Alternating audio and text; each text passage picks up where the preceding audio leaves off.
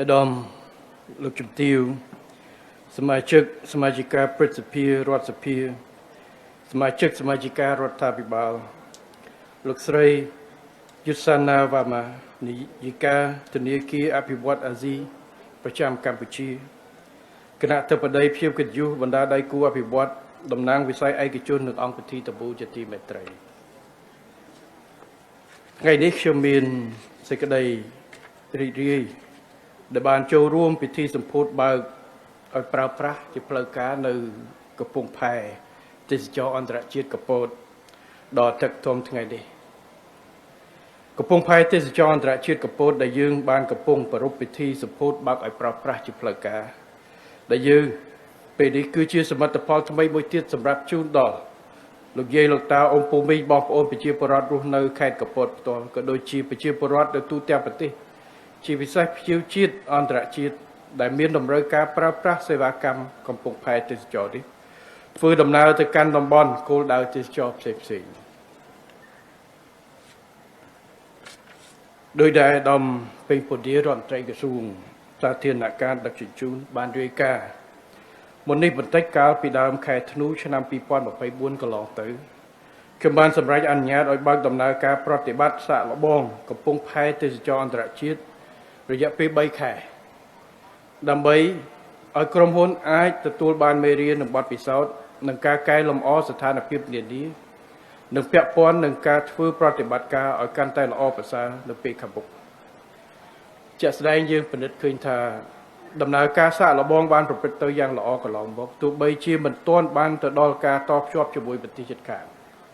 ប្រទេសក្នុងតំបន់ឬជាលក្ខណៈអន្តរជាតិក៏ដោយក៏កំពុងផែនេះបានបំពេញតួនាទីយ៉ាងសំខាន់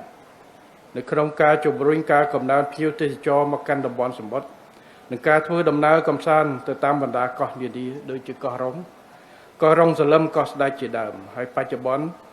ក្រោយពីទទួលបានសិទ្ធិប្រតិបត្តិការនិងថែទាំក្រុមហ៊ុន KITP Development ក៏បានបូមស្ដារផ្លូវនាវាចរនៅត្រង់កន្លែងដែលជាឧបសគ្គនិងបានបំពាក់ឧបករណ៍ជំនួយនាវាដែលជាលទ្ធផលបញ្ជាក់ថាចាប់ពីពេលនេះតទៅកំពង់ផែនេះអាចមានសមត្ថភាពទទួលឲ្យនាវានិងដែលធ្វើឲ្យនាវាជាលក្ខណៈអន្តរជាតិដឹកអ្នកដំណើរឬភ្ញៀវទេសចរចេញចូលកំពង់ផែនេះដោយសុវត្ថិភាពជាមួយនឹងការខិតខំប្រឹងប្រែងសហការគ្នាយ៉ាងសកម្មរហូតដល់សម្រេចបានសមិទ្ធផលកំពង់ផែទេសចរអន្តរជាតិមួយនេះខ្ញុំសូមយកឱកាសនេះដើម្បីកោតសរសើរនិងវាយតម្លៃខ្ពស់ចំពោះក្រសួងសេដ្ឋកិច្ចហិរញ្ញវត្ថុក្រសួងសាធារណការដឹកជញ្ជូនក្រសួងទេសចរនិងរដ្ឋបាលខេត្តកំពតក្នុងនាមជាសេនាធិការរបស់រាជរដ្ឋាភិបាលដែលទទួលបន្ទុកដឹកនាំជំរុញឲ្យកំពង់ផែទេសចរអន្តរជាតិកំពតអាចបើកដំណើរការនាពេលនេះរួមទាំងក្រុមហ៊ុន AZ Builder ផងដែរ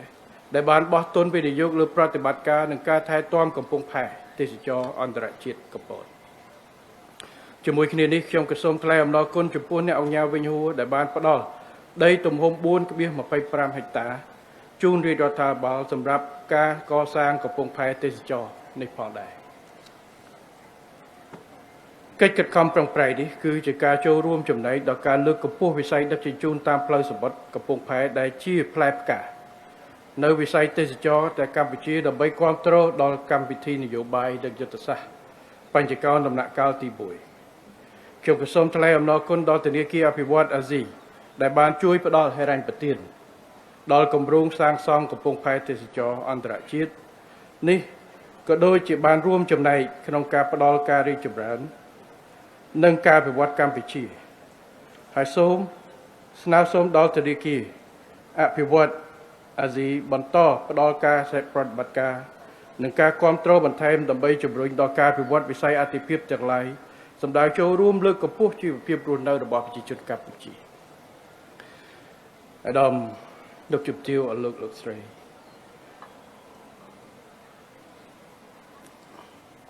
សមិទ្ធផលថ្ងៃនេះគឺយើងអាចចាត់ទុកថាជាសមិទ្ធផលសាធារណៈឬសមិទ្ធផលរបស់ជាតិយើងទី1ដែលខ្ញុំសម្ពោធក្រោយពីចូលឆ្នាំខ្មែរមុនចូលឆ្នាំខ្មែរនោះខ្ញុំសម្ពោធសមិទ្ធផលមួយទៀតនៅក្នុងទន្លេ យើងសម្ពោធផ្លូវជាតិ76សេបូកដែលតភ្ជាប់ជាមួយស្ពានស្ទឹងត្រង់ថ្ងៃនេះយើងសម្ពោធផែអន្តរជាតិដែលភ្ជាប់ជាមួយសមុទ្រប៉ុន្តែភូមិសាស្ត្រនិងប្រភេទនៃហេដ្ឋារចនាសម្ព័ន្ធខុសគ្នាមួយគឺជាផ្លូវជាតិតភ្ជាប់នៅក្នុងប្រទេសហើយស្ពានឆ្លងកាត់ទន្លេថ្ងៃនេះគឺផែជាមួយនឹងការតភ្ជាប់សមុទ្រប៉ុន្តែទិសដៅដូចតែគ្នាទេ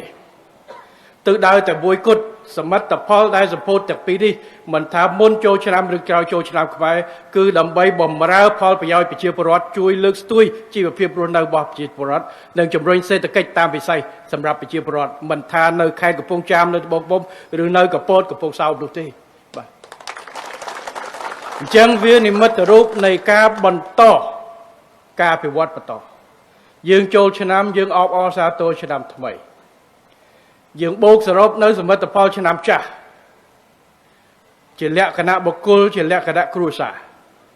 ជាលក្ខណៈប្រទេសជាតិជាលក្ខណៈរាជធានីខេត្តប៉ុន្តែវាគ្មានអីល្អអត់ខ្ចោះទេប៉ុន្តែពីមួយឆ្នាំទៅមួយឆ្នាំយើងដើរទៅមុខមួយឆ្នាំយើងបូកសរុបម្ដងសម្រាប់ជួបជុំគ្រួសារម្ដងឪពុកម្ដាយរងចាំនៅផ្ទះយើងបានត្រឡប់ទៅផ្ទះទៅជួបជុំបងប្អូនខ្លះដើរលេងនៅកន្លែងណានៅកពតនេះក៏មនុស្សច្រើនដែរតាមខ្ញុំមើលតាម Facebook តាម TikTok តាមបាញ់ទឹកពេញកន្លែងនេះ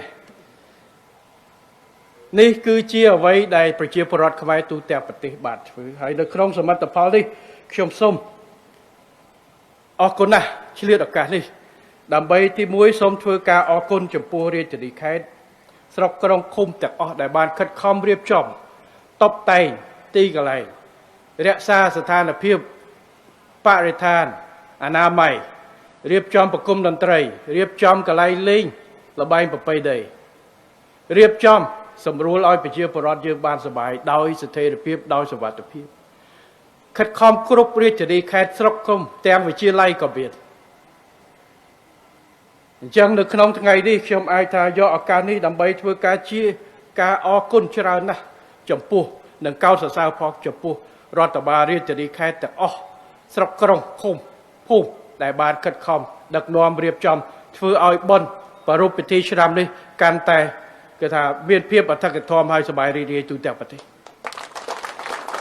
ហើយខ្ញុំក៏សូមអរគុណផងដែរដល់កងកម្លាំងប្រដាប់អាវុធគ្រប់ប្រភេទទាំងនគរបាលទាំងអាវុធហត្ថទាំងកងទ័ពទាំងពជាការពារដែលថាមិនជាកងកម្លាំងប្រដាប់អាវុធទេប៉ុន្តែក៏ជាសេនាធិការខាងសន្តិសុខជួយថែរក្សាបូកជាមួយយុវជនស្ម័គ្រចិត្តទាំងអស់ដែលបានខិតខំរៀបចំថែរក្សាសន្តិសុខសណ្ដាប់ធ្នាប់បានល្អឆ្នាំនេះសូម្បីតែគ្រោះថ្នាក់ចរាចរណ៍យើងថយជាឆ្នាំទៅជិត 40% ការទទួលខុសត្រូវរបស់ប្រជាពលរដ្ឋរបស់យើងស្ថិរភាពពិតណាកន្លែងខ្លះខ្ញុំឃើញមានគេបរោះមកករណីពីករណីរឿងមានក្មេងវាយគ្នាខ្លះអីខ្លះប៉ុន្តែជាទូទៅគឺស្ថិរភាពនិងសន្តិសុខបានល្អណាស់បាទរាល់ការងារដែលរៀបចំនេះគណៈបញ្ជាការឯកភាពទាំងអស់ព្រួយជាងគេពេលដែលមនុស្សជុំគ្នារាប់ម៉ឺនរាប់ពាន់នាក់នៅមួយកន្លែងរំលេងបើសិនជាមានស្អីបន្តិចបញ្ហាមិនបាច់ថាចាំបាច់មានផ្ទុះមានអីទេគ្រាន់បីតែជន់គ្នាវាយគ្នាបន្តិចក៏អាចមានជ្រួលជន់គ្នាដែរប៉ុន្តែយើងធ្វើបានល្អយើងរក្សាស្ថិរភាពការចោលឆក់ចោលឲ្យមានបញ្ហាតិចតួចដែលយើងបក្រាបវាមិនល្អអត់ចោះទេប៉ុន្តែជាទូទៅស្ថានភាពបែបនេះគឺល្អនេះគឺជាអ្វីដែលយើងឃើញគេបង្ហោះតាម Facebook មួយចំនួនឃើញវាយគ្នាទេវាយនោះវាយនេះតាមពិតគេផ្សាយច្រឡំនៅប្រទេសផ្សេងទេបាទតែអ្នកបង្ហោះនឹងមិនដែលថាដាក់ប្រទេសណាទេច្រើនតែវាប់ឡើងដាក់ទៅគេច្រឡំទៅនៅខ្មែរតាមពិតវាមិនមែនបាទនេះហើយគឺជាអ្វីដែលយើងបានធ្វើដោយជោគជ័យសាមគ្គីគ្នាស្រឡាញ់គ្នាគោរពគ្នាអបអរសាទរឆ្នាំថ្មីទាំងអស់គ្នានេះគឺជាអ្វីដែលយើងចង់បានហើយខ្ញុំគិតថាជាការចូលរួមចំណែកដូចគ្នាខ្ញុំក៏សូមឆ្លៀតឱកាសនេះអរគុណដល់សាលារាជធានីភ្នំពេញផងដែរឆ្នាំនេះឯកឧត្តមគង់ស្រីរាយការណ៍ខ្ញុំប្រជាពលរដ្ឋដែលយើងជួយដឹកជញ្ជូនសាលារាជធានីបានរៀបចំឡានជិត600គ្រឿង ហើយនៅក្នុងរយៈពេលពីថ្ងៃទី12ទៅដល់17នេះបើគិតជាជើងទាំងទៅទាំងមកសរុបជាង2251ជើងដឹកជញ្ជូនប្រជាជន 85,849 នាក់ហើយបើគិតជាថវិកាដែលសន្សំយើងគិតថ្លៃអ៊ូម្នាក់ជាមកជុំតែ 80,000 ចុះមួយជើងគឺសន្សំ1.7 លានដុល្លារចូលក្នុងកប៉ាល់ជូនប្រជាពលរដ្ឋដើម្បីយកទៅផ្ទះដើរលេងសប្បាយនេះគឺសូមអរគុណណាស់ហើយនេះគឺជាការចូលរួមរបស់រដ្ឋនៅក្នុងការជួយដល់ប្រជាជនជាពិសេសអ្នកនៅរាជធានីភ្នំពេញប៉ុន្តែយើងវាយ 80,000 កន្លែងខ្លះទៅមានទៅប្រៃវែងអីតិចជាងតែបើទៅប្រទេសមានជ័យអាច 10,000 អីដល់គេយកមធ្យមនឹងតែម្ដងយើងគិតប្រហែលប៉ុណ្ណេះអញ្ចឹងជិត 10,000 នាក់ថា 85,000 នាក់ដែលបានផលប្រយោជន៍ពីនេះហើយការចូលរួមរបស់កម្លាំងស្ម័គ្រចិត្តយុវជនវិស័យឯកជនសហគមន៍សហព័ន្ធកីឡាសិល្បករសិល្បការីគ្រប់រាជធានីខេត្តក្រុងមិនត្រឹមតែនៅអង្គរសង្ក្រាន្តនោះទេគឺបានចូលរួមរៀបចំឲ្យកាន់តែអធិកធមបកលលក្ខណៈនៃការអបអរសាទររបស់ប្រជាពលរដ្ឋយើងបានល្អហើយខ្ញុំក៏សូមអរគុណជាពិសេសជូនប្រជាពលរដ្ឋរបស់យើងការទាំងអស់នេះมันអាចទៅបានទេបើសិនជាប្រជាពលរដ្ឋយើងមិនចូលរួមបើសិនជាយុវជនយើងតិចវាយគ្នាពេញប៉ាហាងចេះគោរពគ្នាខ្ញុំឃើញបងប្អូនខ្ញុំទៅទីវាបទៅនេះគេសុំគេមុននឹងប៉ាតគេសុំកន្លែងខ្លះបាញ់ទឹកគេសួរលេងអត់បើអត់លេងគេឲ្យទៅនេះជាការគោរពយោគយល់គ្នាហើយជាការអបអរសាទរនេះហើយគឺប្រជាពលរដ្ឋយើងចូលរួមទូទាំងប្រទេសនេះហើយគឺជាអ្វីដែលយើងចង់បានមនុស្សរាប់សែននាក់មនុស្សរាប់ម៉ឺននាក់រុញចូលមកកន្លែងដែលគៀកគ្នាបំផុតតែមានបញ្ហាគឺពិបាកប៉ុន្តែនេះហើយគឺជាអ្វីដែលប្រជាពលរដ្ឋខ្មែរពីមួយឆ្នាំទៅមួយឆ្នាំបានបង្ហាញនៅភាពចាស់ទុំទោះបីជាយុវជនរបស់យើងស្រឡាញ់គ្នារាប់អានគ្នាមិនប្រកាន់ឬអើង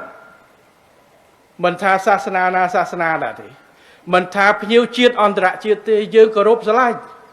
បាទកន្លែងខ្លះឃើញវាយដោយទៅភ្ញៀវអន្តរជាតិទៀតនោះបាទហើយភ្ញៀវអន្តរជាតិកន្លែងខ្លះក៏គាត់ចង្អេងចង្អាងស្រវឹងវាយគ្នាទៅតែនៅកម្ពុជាអត់មានទេមានតែឃើញបងប្អូននោះបងប្អូនមួយដូច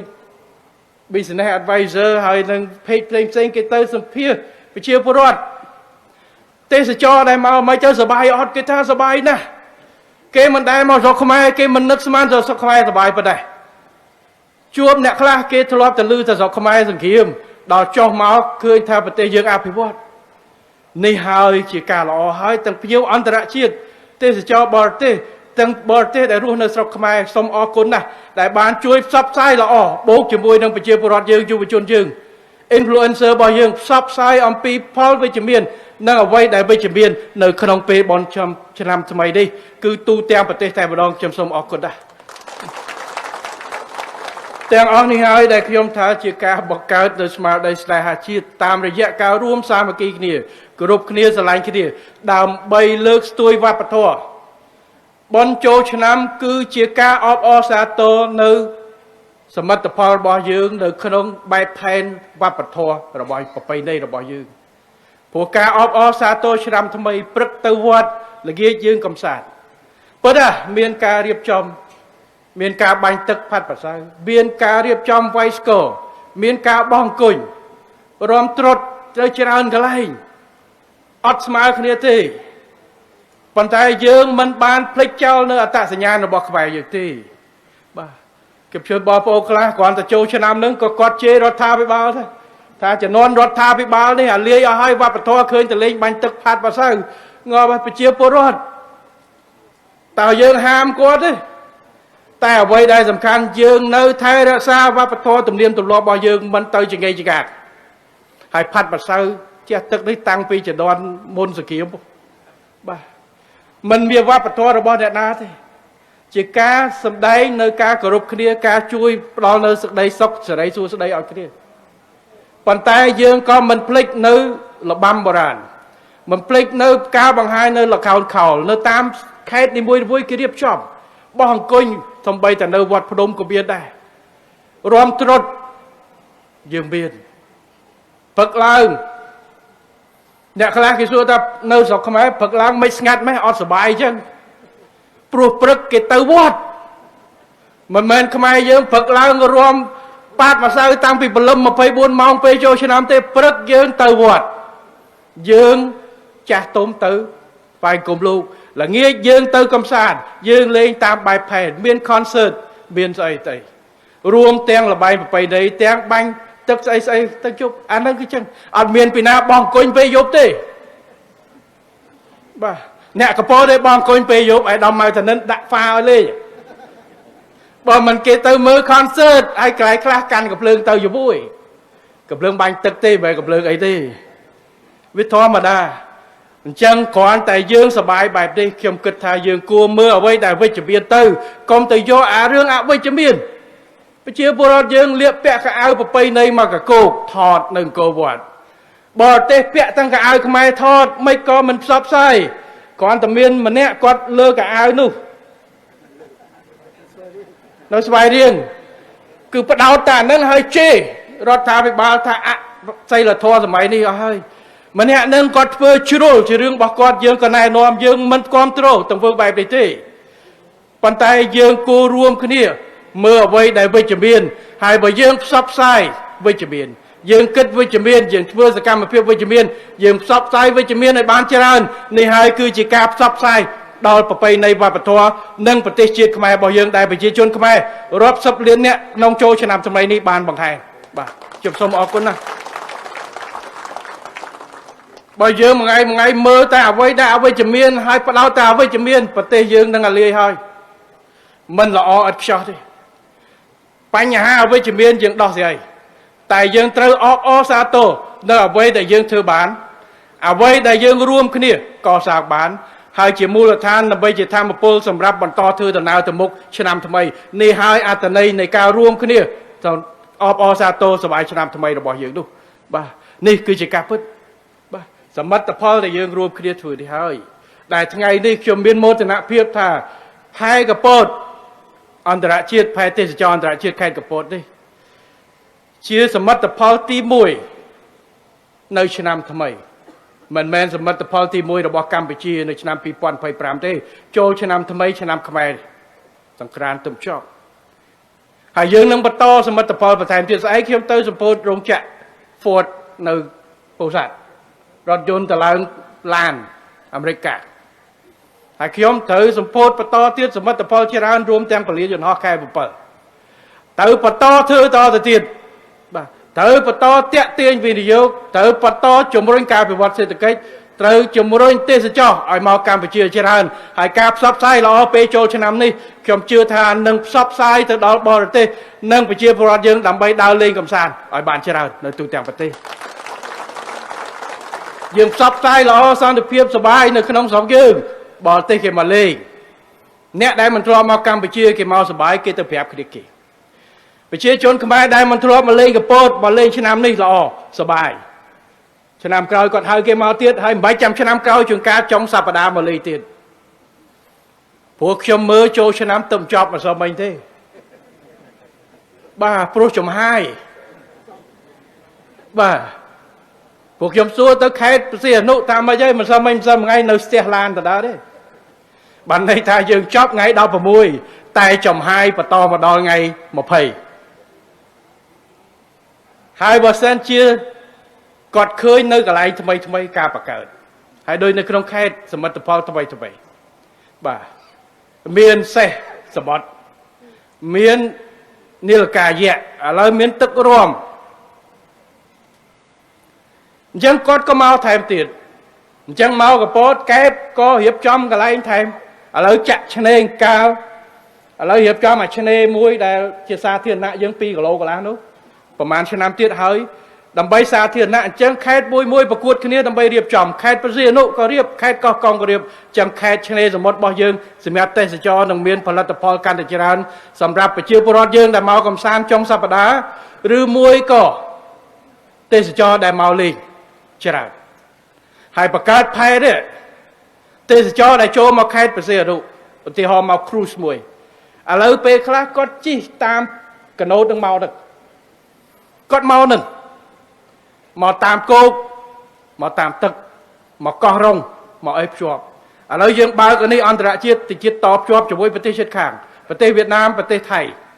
ទេសចរមកថែមទៀតនឹងហើយគឺការបង្កើតសមិទ្ធផលបន្ថែមហើយសមិទ្ធផលនេះមិនមែនសម្រាប់ក្រុមហ៊ុន AZ ឬមួយក៏សម្រាប់ផែនេះទេផែនេះគ្រាន់តែជាមធ្យោបាយចម្លងជាស្ពានចម្លងប៉ុន្តែបើច្រកទេសចរដែលគេមកហើយគេមិននៅជិះកណូតមកពីថៃមកពីកំពង់សោមមកដល់អង្គុយហូបតែមួយកែវនៅផែនេះហើយចេញទៅវិញទេ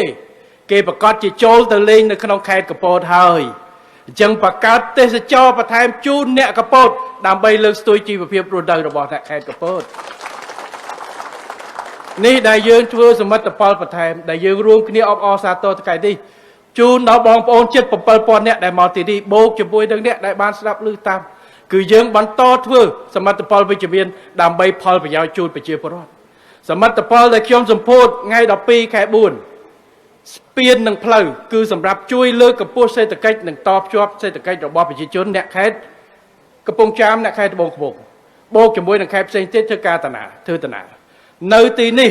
សម្រាប់ទេសចរអន្តរជាតិនិងជាតិប្រជាពលរដ្ឋយើងមិនថាមកពីខេត្តណាចង់ជិះកណូតទៅលេងនៅកោះអាចឡើងពីនេះបានមិនចាំបាច់ទៅដល់ខេត្តបរសៀនអនុទៀតទេនិយាយចឹងខេត្តបរសៀនអនុមកទេហ៎ហ្នឹងហើយកុំអន់ចិត្តខ្លាចគេតារាមួយដូចខ្ញុំប្រអាប់នៅកំពង់ចាមហាងតំមាប់កំសត់អត់ទេ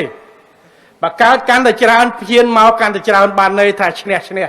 បាទហើយបង្កើតទេសចរកញ្ចប់ជាមួយគ្នាទៅ Travel Agent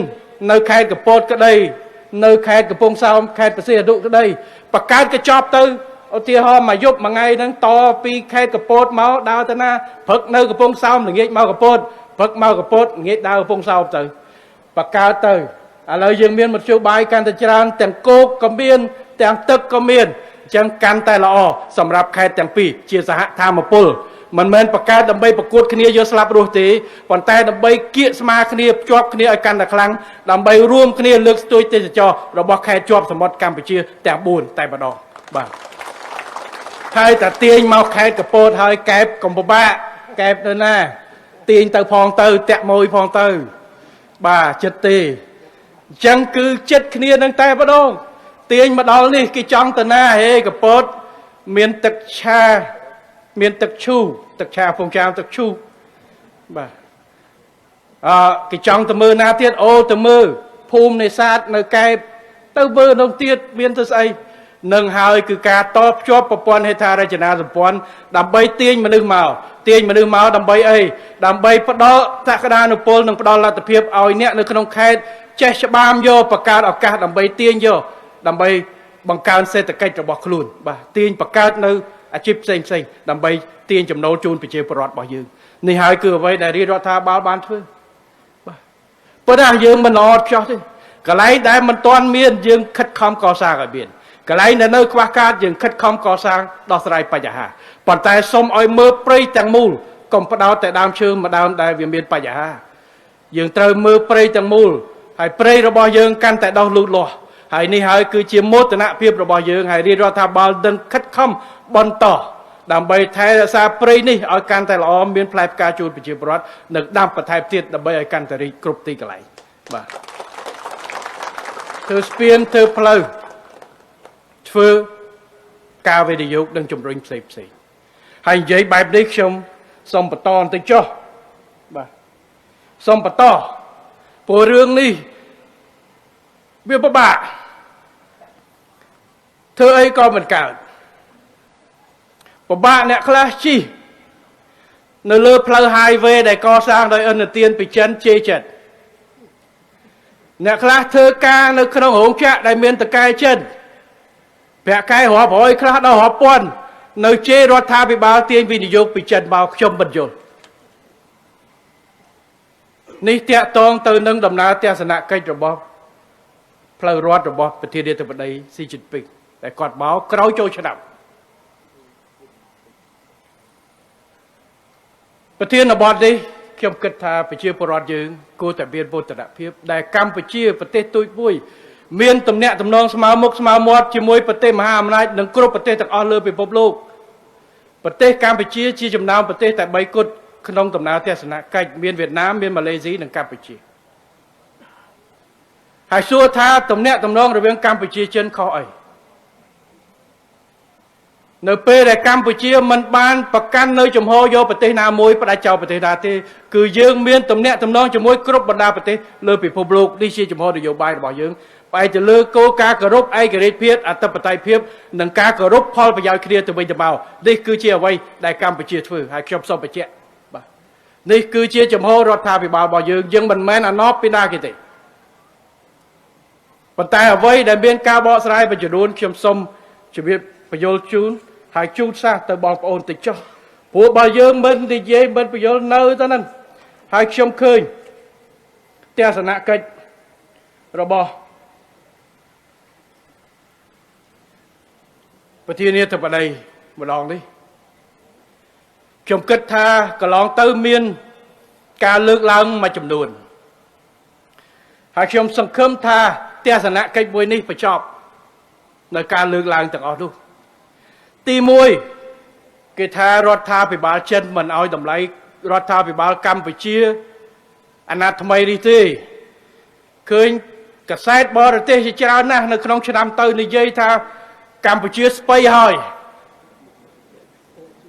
សំបីតាចិនក៏លែងជួយដែរស្បៃហើយទំនាក់ទំនងកម្ពុជាឯកោហើយតិចទៀតដួលហើយ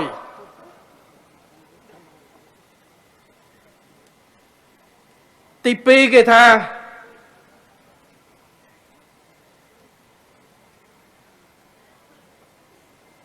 បែជីហ្វូណនបែអើយ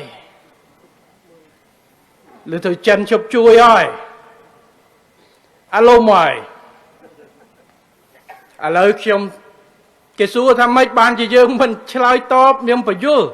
ខ្ញុំថាបញ្យល់អ្នកខ្លះមិនគាត់ស្ដាប់មិនឮទេគាត់ស្ដាប់មិនឮគាត់ស្ដាប់ឮតែធ្វើបណ្ដឹងគាត់ស្ដាប់ឮតែនៅបន្ត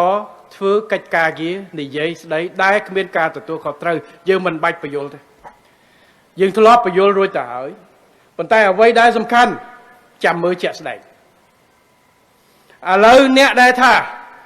ចិនលែងមានទំនាក់ទំនងជាមួយរាជរដ្ឋាភិបាលថ្មីហើយស្បៃហើយឥឡូវតាមទស្សនកិច្ចមួយនេះ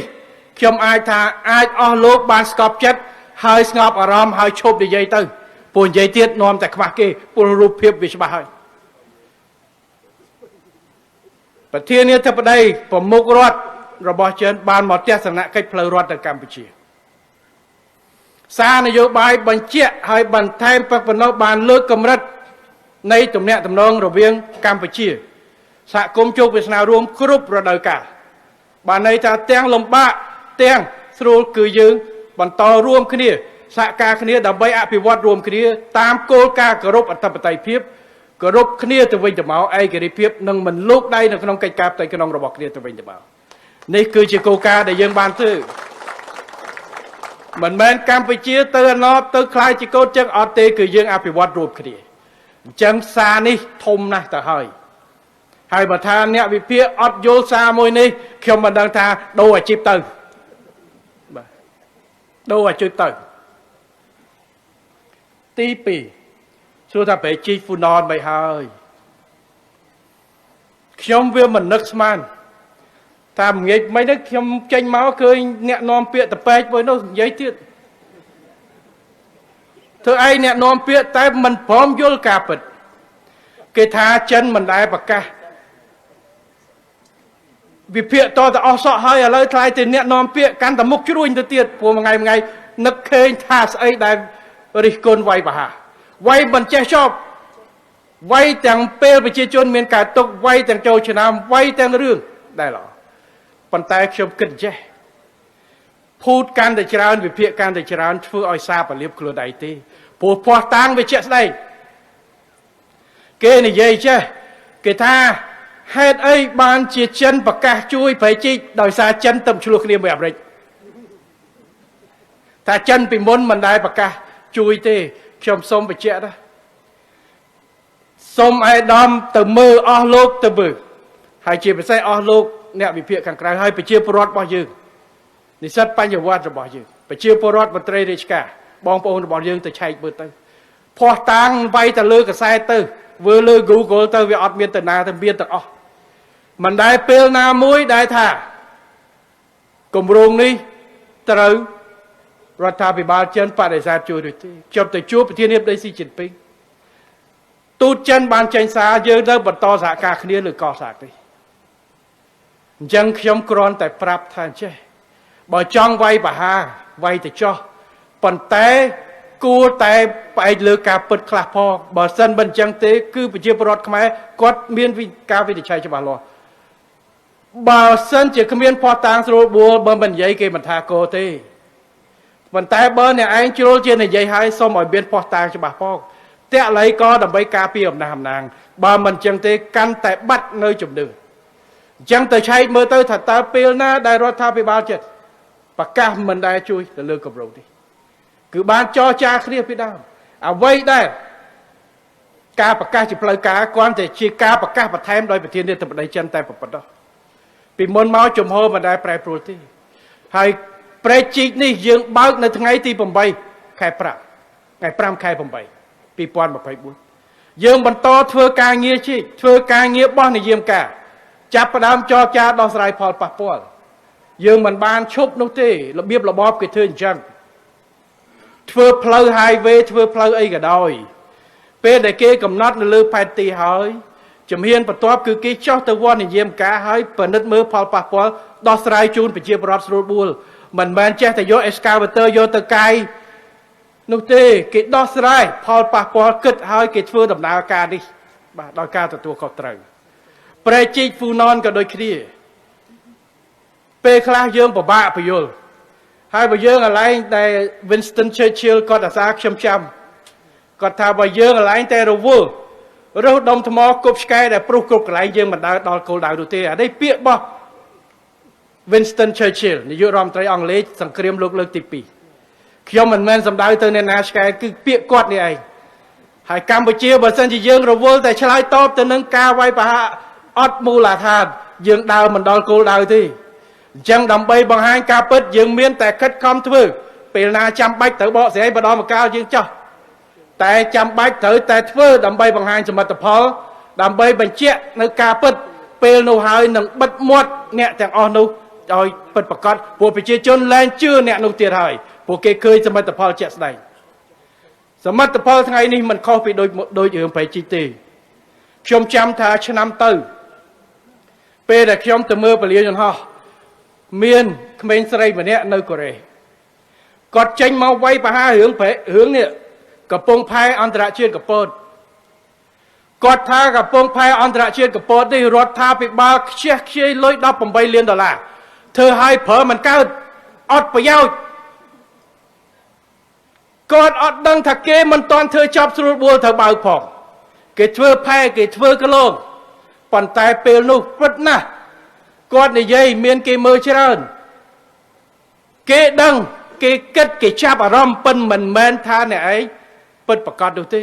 អ្នកឯងបង្កើតការចាប់អារម្មណ៍កាន់តែច្រើនអ្នកឯងធ្លាក់ក៏កាន់តែច្រើនដែរនៅពេលដែលសមិទ្ធផលនេះត្រូវបានសម្ពោធដូចថ្ងៃនេះអញ្ចឹងគេនឹងស្ដាប់ទៅវិញអូ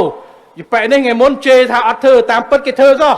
ឥឡូវបាត់ឥទ្ធិពលខ្លួនឯងនឹងហើយគឺការបន្សាបនៅការបំភ្លៃការពិតប្រែជីកពូណនយើងនៅតែបន្តធ្វើហើយយើងនឹងខិតខំធ្វើឲ្យបានចប់នៅក្នុងតាមផែនការដើម្បីតភ្ជាប់ផ្លូវសមុទ្រនិងផ្លូវទន្លេធ្វើយ៉ាងណាដើម្បីឲ្យការដឹកជញ្ជូនសេដ្ឋកិច្ចរបស់យើងប្រតិកលាជាពិសេសចូលមកជិតខេត្តកំពតនេះតែម្ដងខ្ញុំមិនចាំបាច់រដ្ឋាភិបាលមិនចាំបាច់មួយថ្ងៃអង្គុយតែឆ្លើយតបទៅនឹងការចោទប្រកាន់ទេយើងនៅតែធ្វើយើងនឹងបន្តធ្វើដំណាក់កាលនៃការវិវត្តក្រសួងសាធារណការបានចេញជូនតំណែងហើយយើងធ្វើអីខ្លះអ្វីដែលសំខាន់គឺសមិទ្ធផលជាក់ស្ដែងជូនប្រជាពលរដ្ឋអញ្ចឹងអ្នកដែលបានស្ដាប់បាទក្មេងស្រីម្នាក់ដែលចេញមកបកស្រាយវាយប្រហារថាកំពង់ផែនេះចោលអត់ប្រយោជន៍ធ្វើឲ្យប្រើមិនកើតរដ្ឋាភិបាលខ្ជះខ្ជាយលុយ2ឆ្នាំទៅឥឡូវបងប្អូនសុំមកមើលសមិទ្ធផលនេះដែលយើងសម្ពោធដាក់ឲ្យប្រើប្រាស់ជាផ្លូវការនៅថ្ងៃនេះតើយើងបោះបង់ចោលមែនទេឬមួយក៏យើងបានប្រើប្រាស់3ខែហើយដំណើរការហើយយើងកំពុងតែធ្វើឲ្យកាន់តែល្អប្រសើរទៀតប្រកាសណាស់បងប្អូនបានឃើញជាក់ស្ដែងហើយយើងសម្ពោធថ្ងៃនេះហើយមានក្រុមហ៊ុនរៀបចំចាត់ចែងដោយដំណើរការជាក់ស្ដែងតែម្ដងយើងមិនបានចោលនោះទេបាទនេះគឺជាការពិតបាទហើយមានអ្នកដែលស្រែក ខ្ញុំឃើញគេដាក់សារឥឡូវវាយប្រហាររហូតគេថាឥឡូវអាមេរិកហើយចិនកំពុងជាឆ្លោះគ្នាឲ្យប្រធានាធិបតីចិនមកអញ្ចឹងអាមេរិកហើយកម្ពុជាយកស្ពៃទៀតឲ្យខ្ញុំឆ្ងល់មិនបានគេមិនចូលចិត្តស្ពៃគេថាយកអាមេរិកយកសាច់គោយកចិនយកស្ពៃណែស្ពៃជ្រក់ឆ្ងាញ់ណាស់ណាតិចត្រីឆ្អើរត្រីអាំងអីអត់មានស្ពៃជ្រក់អត់ទៅរួយទេណាទៅកាលខ្ញុំរៀននៅអាមេរិកមកអាស្ពៃហ្នឹងដាក់ប្រអប់រុំទៅមកតំណងដែរហ្នឹងអីតិចថាទឹកអីទឹកតសក់អីកែវនៅអាមេរិកអង់គ្លេសអីមួយកែវ$10ចាញ់ស្ពៃជ្រក់ទេតែខ្ញុំឆ្ងល់ខ្ញុំយល់គេថាសាច់គោមានជីវជាតិបើកម្លាំងតែស្ពៃមិនសូវមានជីវជាតិជាបន្លែហើយខ្ញុំមើលអា comment ហ្នឹងខ្ញុំមើលអ្នកដាក់ចូលមួយគេមានអ្នកគ្រប់គ្រងទាំងសងខាងអ្នកមួយគេថាអត់បន្លែអ្នកមួយទៀតគេថាត្រូវហើយសាច់គោឆ្ងាញ់ប៉ុន្តែជាតិខ្លាញ់សុទ្ធប្រយ័ត្នលើសខ្លាញ់ងាប់ឆាប់ស្ពៃជាបន្លែសុខភាពល្អរស់យូរបាទអញ្ចឹងទស្សនៈទាំងសងខាងហើយសួរកម្ពុជារើសស្អីស្ពៃឬបន្លែយើងរើសទាំងពីរបាទគ្មានពីណាមកភ្ជង់យើងបំបត្តិសិទ្ធយើងឲ្យរើសបន្លែឬសាច់គោនោះទេយើងត្រូវរើសទាំងពីរព្រោះយើងគិតគូរពីសុខភាពរបស់យើងសុខភាពរបស់យើងគឺសេដ្ឋកិច្ចនិងជីវភាពរស់នៅរបស់កម្ពុជារបស់ប្រជាជនយើងនេះដែលយើងត្រូវរើសអ្នកណារើសស្ពៃរើសទៅអ្នកណារើសគោរើសទៅសុំកុំភ្លេចណាសំបីតែគោនឹងក៏វាស៊ីស្ពៃដែរតិចអត់ជឿថាគោស៊ីស្មៅខ្ញុំឆែកវាយ YouTube មើលកន្លែងខ្លះអ្នកចការនៅអាមេរិកកាត់បន្លែកាត់ស្ពៃអីដាក់ឲ្យគោស៊ីបាទហើយសំបីតែស្ពៃនឹងក៏ត្រូវការអាចគោដែរពេលខ្លះនោះចឹងបានន័យថាទាំងគោទាំងស្ពៃវាពឹងគ្នាទៅវិញទៅបោហើយយើងស្អីយើងទៅរើសយកសាច់គោយកស្ពៃមិនយើងយកទាំងពីរយកទាំងជីវភាពទាំងកាឡូរីខ្ពស់បូកជាមួយនឹងសុខភាពល្អថែមបន្លែមកទៀតដើម្បីជីវភាពរស់នៅរបស់ប្រជាពលរដ្ឋរបស់យើងនេះគឺជាការរើសរបស់រាជរដ្ឋាភិបាលហើយកម្ពុជាមានឯករាជ្យអធិបតេយ្យភាពក្នុងការសម្រេចចិត្តផ្ទាល់ខ្លួនគ្មានពីណាមកដាក់សម្ពាធរបស់យើងបានទេខ្ញុំសូមបញ្ជាក់គ្មានគោគ្មានស្ពៃនោះទេគឺយើងយកទាំងអស់ដើម្បីខ្លួនយើងបានរឹងមាំយើងរស់បានយូរជីវិតជីវភាពរស់នៅរបស់ប្រជាពលរដ្ឋយើងកាន់តែសម្បូរសប្បាយនេះគឺជាអ្វីដែលរាជរដ្ឋាភិបាលដឹកនាំដោយគណៈបកប្រជាជនកម្ពុជាប្រកាន់ជំហរច្បាស់លាស់បាទគឺអព្យាក្រឹតបញ្ចូលបដិបត្តិនិងមិនចូលជាមួយប្រទេសណាប្រឆាំងប្រទេសណានោះទេយើងមិត្តទាំងអស់គ្នាប្រទេសខ្លះអ្នកនយោបាយខ្លះមិនទាន់ឡើងកាន់អំណាចផងជារើសមួយរួចទៅហើយអញ្ចឹងហ្មងតែកាន់អំណាចទៀតទៅជាស្អីសូមនិយាយឲ្យច្បាស់ទៅលើនេះបាទហើយស្អីក្រមប្រឹក្សាស្អីទៅបាទខ្ញុំវាហួសចិត្តមិនសមមិញគេចេញមកហើយខ្ញុំសូមបញ្ជាក់អញ្ចេះខ្ញុំឃើញអ្នកនាំពាក្យនឹងទៀតយូរអស់ហើយមកក្រុមប្រឹក្សាធ្វើការតែ2-3នាក់គ្នាគាត់ហ្នឹងឯងបាទធ្វើអី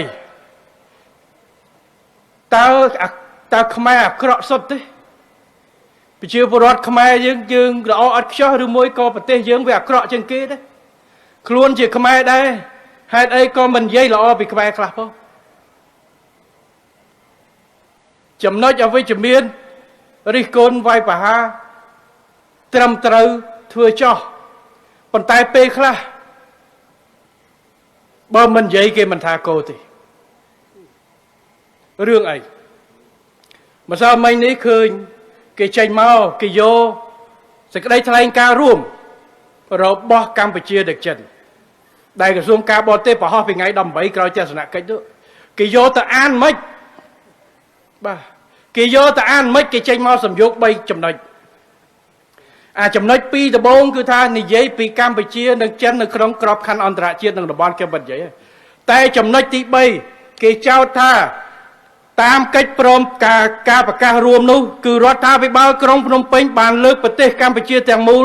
ឲ្យទៅចិនកុម្មុយនីសគ្រប់គ្រងទៅហើយតាំងពីវិស័យសន្តិសុខឲ្យចិនគ្រប់គ្រងនិងលើគ្រប់បែបយ៉ាងគឺថាកងកម្លាំងប្រដាប់អាវុធតាំងពីថ្នាក់ជាតិដល់ក្រោមជាតិតាំងពីថ្នាក់ក្រោមជាតិដល់កំពូលផ្ដល់នៅវិស័យសេដ្ឋកិច្ចពាណិជ្ជកម្មឲ្យចិនគ្រប់គ្រងទាំងអស់តើលោកបានមកពីណាឯកសារនេះខ្ញុំមិនបានលាក់ទេឯកសារនេះយើងប្រកាសឲ្យសាធារណៈឃើញជាចំហលោកឯងយកឯកសារដែលសាធារណៈយកទៅអ្នកឯងយកទៅបកស្រាយបែបនេះគឺស្មើនឹងបំផ្លាញនៅការទុកចិត្តខ្លួនឯងពួកប្រជាជនខ្មែរចេះអានដែរមន្ត្រីរាជការយើងបើមិនជឿទៅមើលសេចក្តីថ្លែងការណ៍មើលហើយស្ដាប់អ្នកនាំពាក្យរបស់ក្រុមប្រឹក្សាទៅមើលណាអ្នកនាំពាក្យក្បាលតពេកមកជ្រួយមាត់ស្បេះខ្ញុំនិយាយចឹងមកខ្ញុំថាតាមអ្នកចូល comment ទៅឲ្យគាត់ទេគេដាក់អញ្ចឹងបាទហើយមាត់ហ្នឹងគឺមាត់ហ្នឹងមាត់ប្រកែជេមែនឬអ្នកនាំពាក្យនឹងត្រូវប៉ុន្តែខ្ញុំសូមធ្វើបែបនេះគឺបំផ្លាញខ្លួនឯងទេខ្ញុំសូមផ្ដល់យោបល់ទៅធ្វើនយោបាយត្រូវសន្សំមូលធននយោបាយឲ្យច្បាស់បើអ្នកឯងបាត់មូលធននយោបាយអ្នកឯងនឹងបាត់ការគ្រប់គ្រងមូលធននយោបាយរបស់អ្នកនយោបាយឬក្រុមនយោបាយកត្តាច្រើនដែលកត្តា3ដែលមានទី1គឺគុណធម៌សីលធម៌ទី2គឺសច្ចធម៌ទី3គឺជំហរនឹងនៅច្បាស់លាស់បាទឥឡូវក្រុមអ្នកឯងមានអត់3ដឹកទី1ពាក់ព័ន្ធទៅនឹងគុណធម៌សីលធម៌គុណធម៌សីលធម៌ជាអ្នកនយោបាយជាស្អីគឺគុណធម៌ជាមនុស្សបើចង់ធ្វើអ្នកនយោបាយឲ្យគេគោរពត្រូវធ្វើជាមនុស្សឲ្យគេគោរពសិនទី1ត្រូវយកគោលនយោបាយមិនមែនគំនុំផ្ទាល់ខ្លួនដល់វាយគេវាយទាំងគ្រួសារគេនោះទេទី2ទស្សនៈខុសគ្នាជាធម្មតាប៉ុន្តែមើលឲ្យឃើញការមើលងាយមនុស្សមិនបែបទេបេដែរអស់លោកដែរគឺដើរតែមើលងាយគេមើលងាយមន្ត្រីរដ្ឋាភិបាលបញ្ចេះធ្វើការខ្លួនឯងប្រកែសុទ្ធទស្សនៈវិធីសាស្ត្រធ្វើគ្នាធ្វើការខុសគ្នាកិច្ចការទាំងអស់នេះគឺយើងត្រូវធ្វើទី3មិនគេចំណេញនយោបាយមានគេពេលគេមានទុកឬប្រជាជនមានទុកបាទនេះគឺជាគុណធម៌ធំណាស់មិនមែនពេលគ្រួសារគេកំពុងតែមានទុកណែឯងចេញមកគេចំណេញវាយប្រហារនោះទេមិនមែនពេលដែលប្រជាជនថៃប្រជាជនខ្មែរស្លាប់នៅក្នុងគ្រោះរំជួយដីនៅថៃណែឯងចេញមកគេចំណេញនយោបាយវាយប្រហាររដ្ឋាភិបាលថៃណារដ្ឋាភិបាលគេគណៈបព្វជញ្ញគេមិនបានចេញមកជេររដ្ឋាភិបាលថៃពេលដែលជនជាតិថៃបានស្លាប់នៅអ៊ីស្រាអែលធ្វើជាពលករនៅអ៊ីស្រាអែលទៅណាពេលដែលវាយគ្នាហាម៉ាស់ហើយអ៊ីស្រាអែលវាយគ្នាឆ្នាំប្រហែលទៅអ្នកនយោបាយប្រឆាំងនឹងរដ្ឋាភិបាលគេរួមគ្នាដើម្បីធ្វើយ៉ាងម៉េចរកជូនប្រជាជនមកផ្ទះដោះស្រាយអ្នកដែលត្រូវគេចាប់ជាចាប់ចម្រិតរួមគ្នាជាមួយរដ្ឋាភិបាលដើម្បីរកវិធីចរចារកវិធីដោះមានតែអ្នកនយោបាយខ្មែរទេដែលជេរគ្រប់បែបយ៉ាងតែមិនផ្ដល់ដំណោះស្រាយពេលដែលបាក់អាគារភ្លាមទូតខ្មែរជាមួយមន្ត្រីពលករខ្មែរប្រចាំការនៅស្ថានទូតទៅនោះតាំងទៅដល់ភ្លាមដើម្បីជួយដោះម្សិលមួយថ្ងៃយើងបានរកឃើញសពបដិទៀតទៅបានបញ្ជាក់រដ្ឋាភិបាលបានចាត់តំណាងទៅឬខ្ញុំផ្ញើតវិការចូលបុណ្យគាត់ទៅថៃអ្នកនៅបាត់ដំបងអ្នកដែលទាញកេងចំណេញយកមកបង្កើតសិទ្ធិទាញយកចំណេញលើសពរបស់ពលករខ្មែរយើងតើនេះឬជាគុណធម៌នយោបាយចូលឆ្នាំនេះ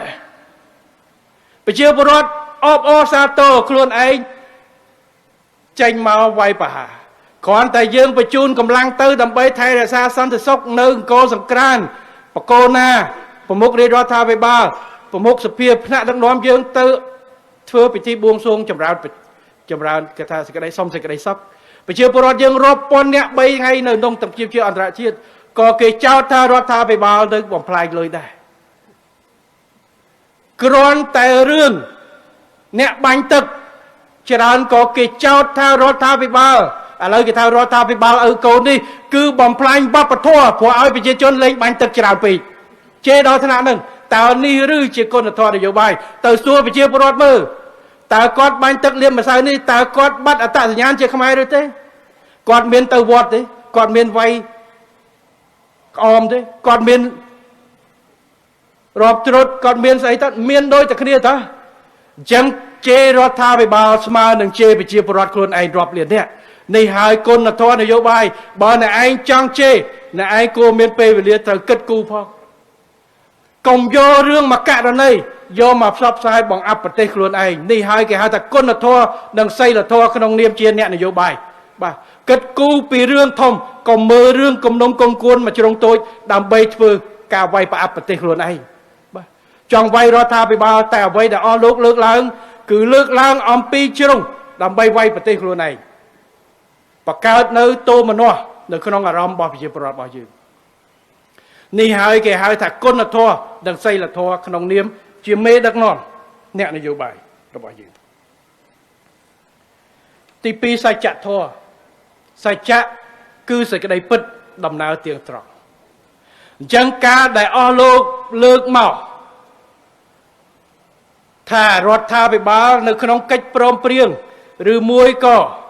ใส่กระไดประกาศทลายการรวมนี้ถ้าบานเลิกเรียกรถทาไปบ้าบานเลิกประเทศต่างมูลเอาใจเจนกรบกรองในไอ้กระปงแต่ดาวประจักษ์ปีใส่จะทอปลุกพอต่างไปเจอปรดรบเรียนเนี่ยอาจมือบานอาจมือบ้านพวกยังปะห่อในเลือเพจอดเมียนเละที่มือคลำซาในตีนุจออดเมียนมากไหลนะถ้ายังเอาประเทศจันมากรุบกรองตีบองปอนไปเชียร์ปรดส้มประดิษฐ์มือจอโจตมือตื้อในเพจต่างออกดิบ้าไอ้ในขนมสักได้แถลงการรวมนู่คือในขนมนู่เชียร์ไปใช่ชมเลือกโดยเชียร์จำนวนตีใบคือบ้านบัญชีอย่างฉบับนะเพียกีแจงปีบัญชีซาจิตทำไมในการควบโตรพอลประยาวสโนอัฐปไตยเพียบชีดหนังโบราณเพียบตึกได้เอาคณีตะวันตะมกพร้อมแตงไปช่างได้ขาดการชีริจไรขนมกิจการไตขนมระบบเตนีบ่อยเพียกีเช่นบัญชีจิตทำไมในการควบโตรยังเป็นต่างวังในจะพวกการไปเชียขนมการประกันเมียกี้อภิวัตโดยไอกรีดหนังทรอบตามและการชีดระบบการไปเชียพร้อมแตงความตรการไปเชียดอนเงเรจำพวกกาเปียทัปไตยชีดไอกรีดชีดอโบราณเพียบตึกใดพร้อมแต่งตัวในตีการตายสกรรมรอบบ่กัมพูชีในขนมกิจการดำบอลดังอันตรชีดนี่คือเจ้าคลำซาในขนมไอกษาได้บานดาเจงอ๋อโลกเมื่ออะไรนะแต่ถ้ากัมพูชีบานโยประเทศได้แต่เอาเจนตรุตราแต่เปได้คลำซาในขนมนู่นนี่ใหญ่ใช่ปะถ้าเกกรบอัตปไตยเพียบดังไอกระไรเพียบบ่เชียดกัมพูชีนี่เจ้าการพิษ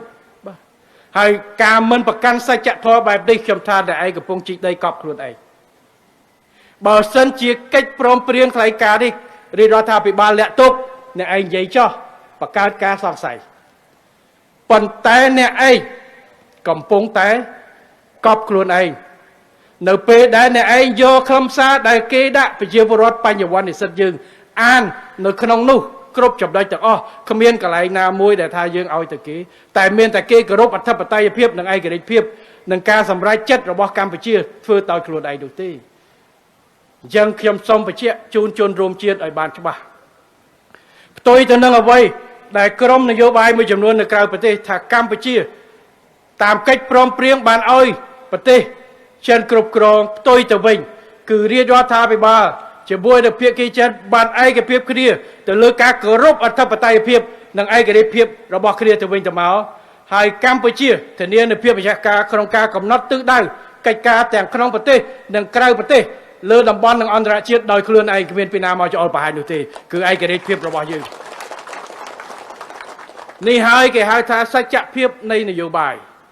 ในไอ้นิเยจ่อลำใบอ้อยลือไว้ปะหาจ่อปนแต่ชมเชื่อท่านิเยการแต่จราพูดการแต่จราคือพออัตบาจำนวนที่ใบกนทัวสัจทัวให้สำคัญมวยตีดนองเนียมจะมีดักนอมนโยบายหรือมวยเชื่อกำลังนโยบายเต้าทีนี้เนื้อแกให้ท่าจุ่มโฮเรื่องมอมจะบาหล่อจุ่มโฮเรื่องมอมจะบาหล่อเราบอกเนี่ยนโยบายจังนโยบายอย่างไรชมเลิกเอาจะบาหล่อท่า ជំហររបស់រាជរដ្ឋាភិបាលកម្ពុជា40ឆ្នាំបាត់នេះដឹកនាំដោយគណៈបព្វជិជនកម្ពុជាលើកិច្ចការអន្តរជាតិហើយជាពិសេសតាំងពីអាណត្តិមុនមកដល់នេះយើងអត់មានប្រែប្រួលទេគឺយើងប្រកាន់ឯករាជ្យភាពរបស់កម្ពុជាយើងធ្វើមិត្តជាមួយគ្រប់បណ្ដាប្រទេសទាំងអស់យើងមិនយកប្រទេសណាជាសត្រូវនោះទេយើងត្រូវតែរកកិច្ចការគេថារួមចំណុចរួមរបស់ប្រទេសទាំងអស់ដើម្បីជោគជ័យនេះគឺជាចំហជាក់ស្ដែងរបស់យើងបាទ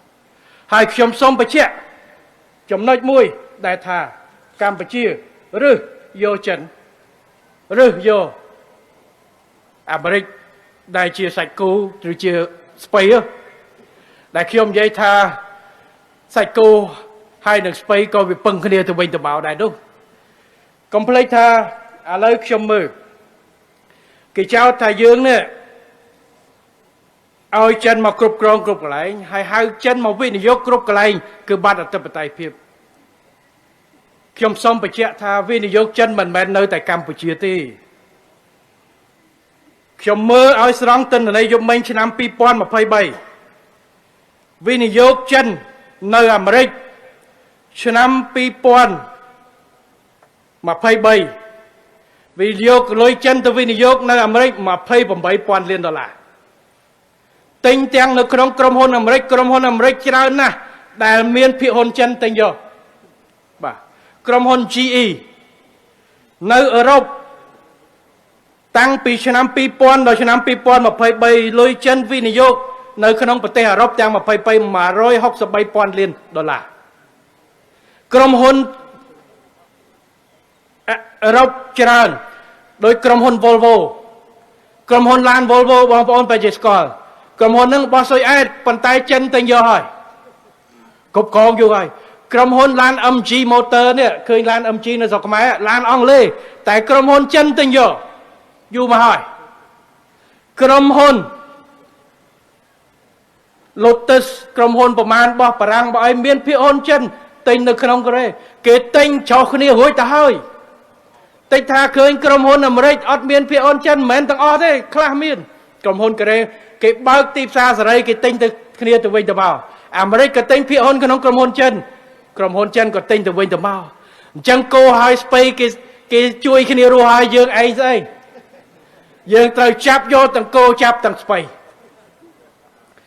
ឡូវនៅជប៉ុនឆ្នាំ2023នេះ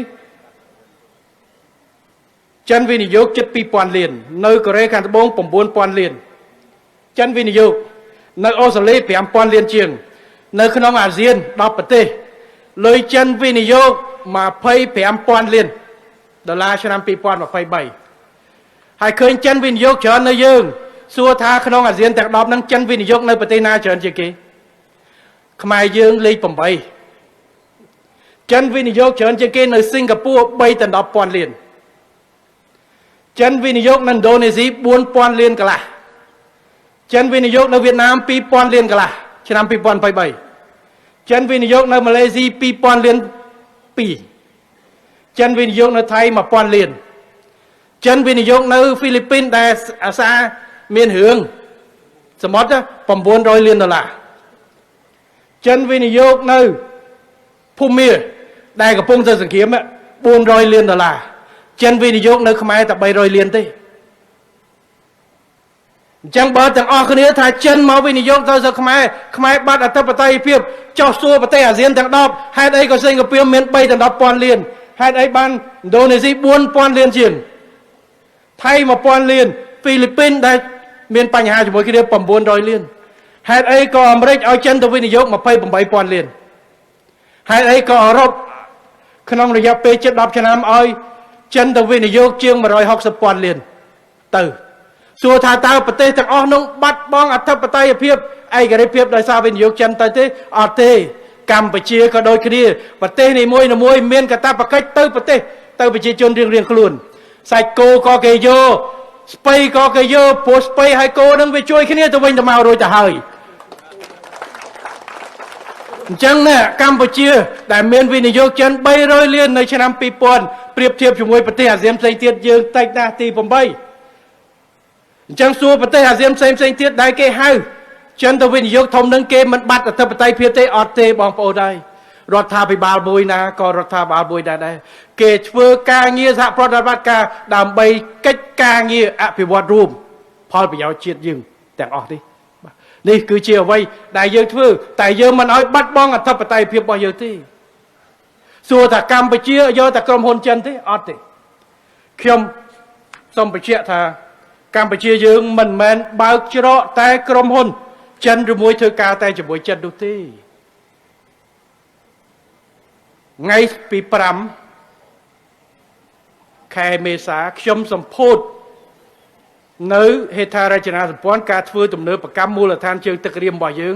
ដែលកិច្ចសហប្រតិបត្តិការជាមួយចិនឥណទានរបស់ចិនថ្ងៃ12ខែមេសាខ្ញុំសម្ពោធផ្លូវនឹងស្ពាន71ដែលពីឥណទានរបស់ចិននៅថ្ងៃទី17 18ប្រធានាធិបតីស៊ីជីពីងបានមកទស្សនកិច្ចយើងចរចាកិច្ចព្រមព្រៀង37ទៀតនៅថ្ងៃទី19នាវាជប៉ុនកងទ័ពជើងទឹកចិនចូលមកចូលជប៉ុនចូលមកយើងសហប្រតិបត្តិការសន្តិសុខជាមួយនឹងគ្រប់ប្រទេសទាំងអស់មិនថាតែចិនសូម្បីតែជប៉ុនក៏យើងចូលមកស្វាគមន៍ដូចគ្នាតិចទៀតដែលដាក់ពាក្យមកមានពីវៀតណាមមានពីឥណ្ឌាមានពីរុស្ស៊ីត្រូវចូលមកផែនឹងទៀតអញ្ចឹងពេលដែលយើងធ្វើហើយកាន់តែរវល់ហើយខាងអាមេរិកក៏គិតថាមកទៀតដែរយើងស្វាគមន៍ទាំងអស់នេះគឺជាចំហជាក់ស្ដែងរបស់យើងមិនមែនយើងលើកប្រទេសទាំងមូលទាំងកងកម្លាំងប្រដាប់អាវុធតាំងពីថ្នាក់ក្រោមជាតិទៅដល់ថ្នាក់ជាតិដូចគេនិយាយនេះថាយើងឲ្យទៅចិនគ្រប់គ្រងនោះទេគឺយើងនៅរក្សាទំនាក់ទំនងជាមួយគ្រប់ប្រទេសទាំងអស់ជាក់ស្ដែងកប៉ាល់ចិនកប៉ាល់ជប៉ុនចូលមកកំពុងតែសហប្រតិបត្តិការជាមួយយើងហើយគ្មានពីណាថាអីទេចិនក៏មិនជំទាស់ប្រទេសណាក៏មិនជំទាស់ព្រោះជាសិទ្ធិរបស់យើងខ្ញុំសូមបញ្ជាក់បែបនេះបាទអញ្ចឹងអ្នកដែលចេញមកថាយើងលើកមកប្រទេសទាំងកងកម្លាំងប្រដាប់អាវុធឲ្យទេចាប់មើលទៅបើជាក់ស្ដែងទៅបាទគេផ្សាយទៅកប៉ាល់ជប៉ុនចូលមក2បាទថ្ងៃ22ទៅវិញថ្ងៃ21ខ្ញុំសម្ពោធផែនេះជាមួយនឹង ADB ឥណទានរបស់ ADB ស្អែកខ្ញុំទៅសម្ពោធក្រុមហ៊ុន Ford របស់អាមេរិកវិនិយោគរបស់អាមេរិក23 24យុរដ្ឋមន្ត្រីថៃមកទស្សនកិច្ចនៅទីនេះចុងខែ5នេះក្រោយមកខ្ញុំត្រូវទៅប្រជុំអាស៊ានជួបជាមួយប្រទេសទាំងអស់បូកជាមួយនឹងទស្សនកិច្ចផ្លូវការនៅជប៉ុនខ្ញុំទៅធ្វើទស្សនកិច្ចនៅទីនោះទៀតមិនផ្ដាច់មុខជាមួយអ្នកណាទេហើយចុងក្រោយចុងឆ្នាំនេះពាក់កណ្ដាលឆ្នាំខ្ញុំនឹងទៅប្រជុំនៅអឺរ៉ុបជួបបណ្ដាមេដឹកនាំអឺរ៉ុបតែទៀតអត់មានអីដែលថាកម្ពុជាត្រូវកាត់យកប្រទេសណាទុកប្រទេសណាទេយើងធ្វើការទាំងអស់នេះគឺជាការពិតរបស់យើងហើយខែ7យើងនឹងសម្ពោធពលានយន្តហោះនៅភ្នំពេញពលានហោះនៅសៀមរាបជាឥណទានរបស់ចិនតែភ្នំពេញជាឥណទានរបស់វិស័យឯកជនដែលមានការចូលរួមពីក្រុមហ៊ុនអង់គ្លេសក្រុមហ៊ុនអាមេរិកកាំងក្រុមហ៊ុនសិង្ហបុរីក្រុមហ៊ុនបារាំងអញ្ចឹងសួរថាកម្ពុជាយកមួយណាយើងយកទាំងអស់យើងមិនត្រឹមតែយកសាច់គោយើងយកស្ពៃទេយើងយកទាំងសាច់ត្រីយើងយកទាំងផ្លែឈើយើងយកទាំងអីទាំងអស់ដែលធ្វើឲ្យសុខភាពរបស់យើងកាន់តែរឹងមាំកាន់តែមានជីវភាពជូនប្រជាពលរដ្ឋរបស់យើងមិនគិតតែក្នុងក្របខ័ណ្ឌអាមេរិកហើយចិនទេយើងតំណែងទាំងអស់ទាំងជប៉ុនទាំងកូរ៉េទាំងប្រទេសក្នុងអាស៊ានគ្រប់ទាំងអស់ហើយរដ្ឋាភិបាលនេះធ្វើការដើម្បីអីដើម្បីទាញយកផលប្រយោជន៍ជូនប្រជាពលរដ្ឋតែច្រើនមិនបានគ្រប់វិស័យគ្រប់តាមតម្រូវការគ្រប់គ្នានោះទេថ្ងៃណាកសិកម្មស្រូវធ្លាក់ចុះគេជេរយើងរឿងស្រូវនៅពេលដែលស្រូវឡើងថ្លៃគេអត់មាត់ទេគេជេររឿងទេសចរអត់មានទេសចរពេលដែលទេសចរមកពេញគេអត់មាត់ទេគេទៅជឿយេរឿងស្អីផ្សេងទៀតរដ្ឋាភិបាលអ៊ំពូមីងបងប្អូនប្រជាពលរដ្ឋហើយប៉ុន្តែយើងមិនអាចដោះបានគ្រប់ពេលប៉ុន្តែអ៊ំពូមីងបងប្អូនពីណាដែលជាមានកូនពីណាដែលមានឪពុកម្ដាយទោះបីជាឪពុកម្ដាយមិនអាចដោះស្រាយគ្រប់ពេលវេលាតាមតម្រូវការកូនក៏ត្រូវតែយល់ការខិតខំប្រឹងប្រែងរបស់ឪពុកម្ដាយខិតខំដោះឲ្យបានដល់ជូនកូនគ្រប់បែបយ៉ាងដែរបាទកុំឲ្យអ្នកចិត្តខាងនៅពីក្រៅអត់ធ្វើអីសោះមកដល់ចាប់តាបំណាំមួយទាម្ដាយទិញអាហ្វីណូម៉ែអត់មានលុយឲ្យគេមកគេឲ្យស្អប់ម្ដាយថាចង់បានអាហ្វីណូ ចឹងខ្ញុំសូមបងប្អូនប្រជាពលរដ្ឋទាំងអស់ប្រជាកសិករយើងកម្មករកម្មការិនីរបស់យើងប៉ុន្តែពេលខ្លះមានការលំបាកប៉ុន្តែសួរថាតើអ្នកណានៅជាមួយបងប្អូនរាជរដ្ឋាភិបាលការងារដែលមានជាង1លាននៅក្នុងវិស័យកាត់ដេរដែលឥឡូវគេកំពុងបន្លាយថាទឹកបាត់ជាកំហុសរបស់រដ្ឋាភិបាល100ប្រទេសជាងទូទាំងពិភពលោកជាប់ពន្ធរបស់អាមេរិកតើ100ប្រទេសនឹងជាកំហុសរបស់រដ្ឋាភិបាលទាំងអស់ឬការសម្រេចចិត្តមួយរបស់អាមេរិកនៅក្នុងការគិតគូរពីពាណិជ្ជកម្មរបស់គាត់តែទោះជាយ៉ាងណារាជរដ្ឋាភិបាលខិតខំត្រៀមលក្ខណៈដើម្បីចរចាការពារផលប្រយោជន៍ប្រជាពលរដ្ឋតែទោះជាយ៉ាងណា1លានអ្នកជាងនេះប្រាក់ខែអបបមាតាំងពី$40ឡើងមកដល់ជាង200ខ្ពស់ជាងប្រទេសមួយចំនួននៅក្នុងតំបន់ដែលជាដៃគូប្រកួតប្រជែងរបស់យើងដូចជាបង់ក្លាដេសដូចជាអីនៅវៀតណាមប្រាក់ខែអបបមាយើងក៏ខ្ពស់ជាងតំបន់ខ្លះរបស់វៀតណាមផងដែរបានប៉ុណ្ណេះដោយសាររាជរដ្ឋាភិបាលខិតខំតស៊ូដើម្បីទាញមកផលរបស់ប្រជាពលរដ្ឋទោះបីជាលំបាកខ្លះអីខ្លះសូមឲ្យបងប្អូនប្រជាពលរដ្ឋពលករកម្មករកម្មការនេះរបស់យើងជឿទុកចិត្តទៅលើរាជរដ្ឋាភិបាលយើងខិតខំថែរក្សាខិតខំកសាងបានប៉ុណ្ណេះដើម្បីបានផលដល់បងប្អូនហើយយើងនឹងខិតខំតស៊ូបន្តទៅទៀតជូនបងប្អូនរបស់យើងកសិកររបស់យើងឆ្នាំនេះស្រូវមិនសូវបានថ្លៃស្វាយចន្ទីបានល្អជាង5000ណាឥឡូវពីដើមអាណត្តិពីដើមខែពេលដែលប្រមូលទិញវាធ្លាក់ចុះបន្តិច4000គេចាប់ផ្ដើមជេរយើងព្យុះដល់ពេលឡើង5000គេអត់មានសរសើរយើងទេយើងខិតខំដើម្បីទាញវិនិយោគផលិតដើម្បីនាំចេញត្រង់ទៅប្រទេសផ្សេងទៅអឺរ៉ុបទៅអីឥឡូវស្វ័យចន្ទីរបស់យើងទៅក្រៅប្រទេសអង្គយើងនាំចេញទៅក្រៅប្រទេសសំបីទីផ្សារអាមេរិកក៏យើងនាំទៅមួយចំនួនដែរមិនមែនគ្រប់ទីផ្សារទេមានម្នាក់នោះទៅថតអាផ្សារមួយនោះហើយជេរថាអត់ឃើញកខ្មែរនៅនឹងមកពីលោកឯងទៅយកអា brand ផ្សារដែលគេមិនមានកខ្មែរចុះមិនទៅមើលអាផ្សារដែលមានគេលក់កខ្មែរនៅឡុងប៊ិចនោះទៅពិបាកត្មងគេមិនអាចយកកយើងទៅលក់គ្រប់ទីផ្សារនៅអាមេរិកទីផ្សារនៅអាមេរិកដូចនៅស្រុកខ្មែរគេមាន Lucky គេមានផ្សារជីបម៉ុងគេមានផ្សារអេយ៉នផ្សារមួយគេមាន brand ខុសគ្នាផ្សារខ្លះគេកង់ត្រាជាមួយ brand ទឹកក្រូចនេះទៅគេដាក់អានឹងទៅអានោះនៅនោះដូចគ្នាអង្គខ្មែរក៏យកទៅលក់នៅបារាំងតែមិនលក់នៅគ្រប់ផ្សារនោះទេបើណែឯងចង់ឃើញដើរគ្រប់ផ្សារសិនទៅចាំដើរអស់ផ្សារអត់មានចាំជេរបើណែឯងទៅយកតែកន្លែងអត់មានហើយថាអត់មានបាទដូចយើងចូលឆ្នាំអញ្ចឹងទៅថតតាមម្នាក់លាត់អាវហើយថាវប្បធម៌ខ្មែរអាលាយអស់ហើយក្រុមការដឹកនាំរបស់គណៈបព្វជិជនកម្ពុជាចុះមិនទៅថតមើលកន្លែងដែលគេលៀបពាក់ប្រពៃណីមកកកោកថតរូបក៏ទៅថតតែគេបាញ់ទឹកផាតម្សៅថាអាលាយអស់ហើយព្រោះយើងអត់ឲ្យគេលើកចំមិនទៅថតតែកន្លែងគេរៀបចំបង្គញប្រជាពលរដ្ឋពងលេងទាញព្រាត់មានតានេះហើយដែលខ្ញុំនិយាយថាភូតនិយាយមិនមានសច្ចភាពនិយាយលំអៀងពេលខ្លះអ្នកឯងនិយាយរួចបើគ្មានដោយសារប្រជាពលរដ្ឋអត់ដឹងប៉ុន្តែប្រធានបទខ្លះប្រជាពលរដ្ឋមើលឃើញគ្រប់គ្នាហើយអ្នកឯងនិយាយដែរបើន័យថាភូតច្រើនដូចជាសើយកកូតឲ្យគេទាត់ចឹងបើន័យថាបំបាក់នៅ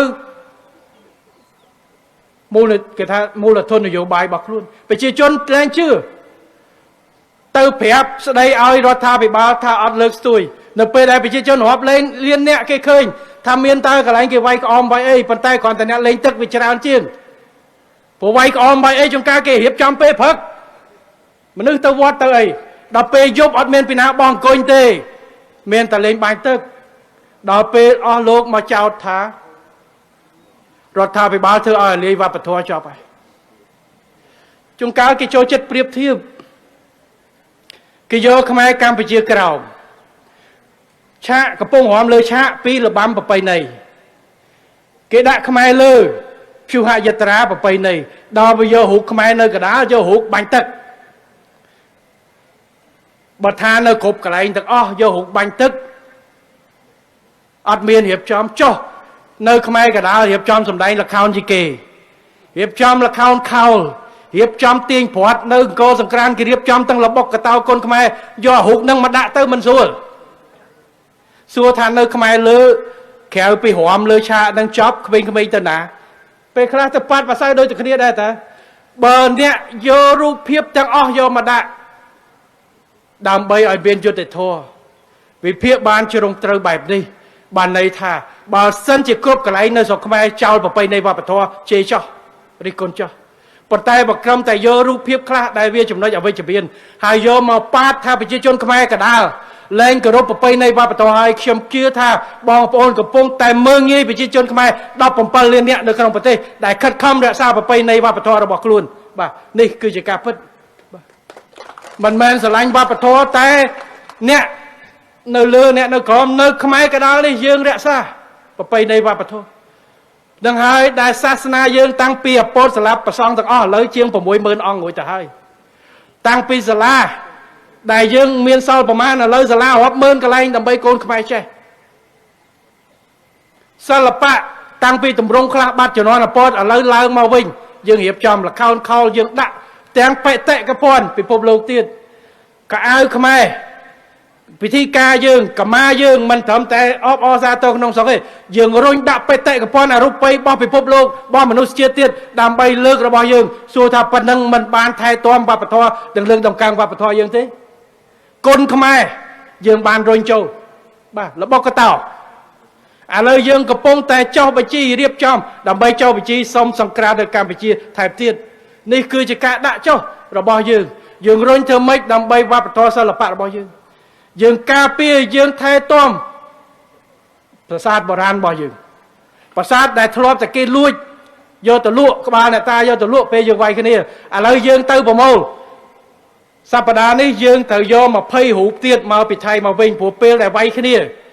នៅតាមប្រាសាទមួយចំនួនគេលួចយកទៅលក់នៅថៃតាំងពីឆ្នាំ80 90ឥឡូវយើងទៅសុំយកមកវិញថ្ងៃមុនយកមកពីអាមេរិកយកមកពីអីបានរាប់ប៉ុណ្ណាសួរថានេះឬមិនថែទាំវប្បធម៌សិល្បៈដូនតារបស់យើងបាទនេះហើយគឺជាអ្វីដែលយើងខិតខំរួមគ្នាហើយពីណាអ្នកធ្វើគឺខ្មែរកដាលអ្នកធ្វើប្រជាជនយើងនៅ7-10លានអ្នកនេះបងប្អូនអាចឃើញមានភាពមិនពេញចិត្តនៅសកម្មភាពមួយចំនួនមិនល្អអត់ចោះទេបាទតែយើងកុំទុតិធិនិយមផ្ដោតទៅលើអាដឹងខ្លាំងពេកដើមឈើមួយដើមពីដើមរួមគ្នាជួសជុលវាទៅថែទាំវាទៅឲ្យវាល្អឡើងវិញបាទតែយើងត្រូវអបអរសាទរនឹងខិតខំពូនជ្រុំព្រៃដែលនៅល្អជាច្រើនហើយរួមគ្នាថែទាំសិល្បៈវប្បធម៌របស់យើងតទៅទៀតបាទបនចូលឆ្នាំត្រីទៅតែធ្វើតទៅទៀតហើយរួមគ្នាធ្វើឲ្យបានល្អកាន់ពីមួយឆ្នាំទៅមួយឆ្នាំនេះយើងដើរកើនជាងឆ្នាំមុនជិត 10% គេរាប់ទៅ24លាននាក់នាំគ្នាចេញមកជេរបានមកប្រើទៀតបងប្អូនខ្ញុំយល់ថាប្រជាជនយើង17លាននាក់ហេតុអីក៏មានអ្នកដើរលេងដល់24លាននាក់រឿងនេះក្រសួង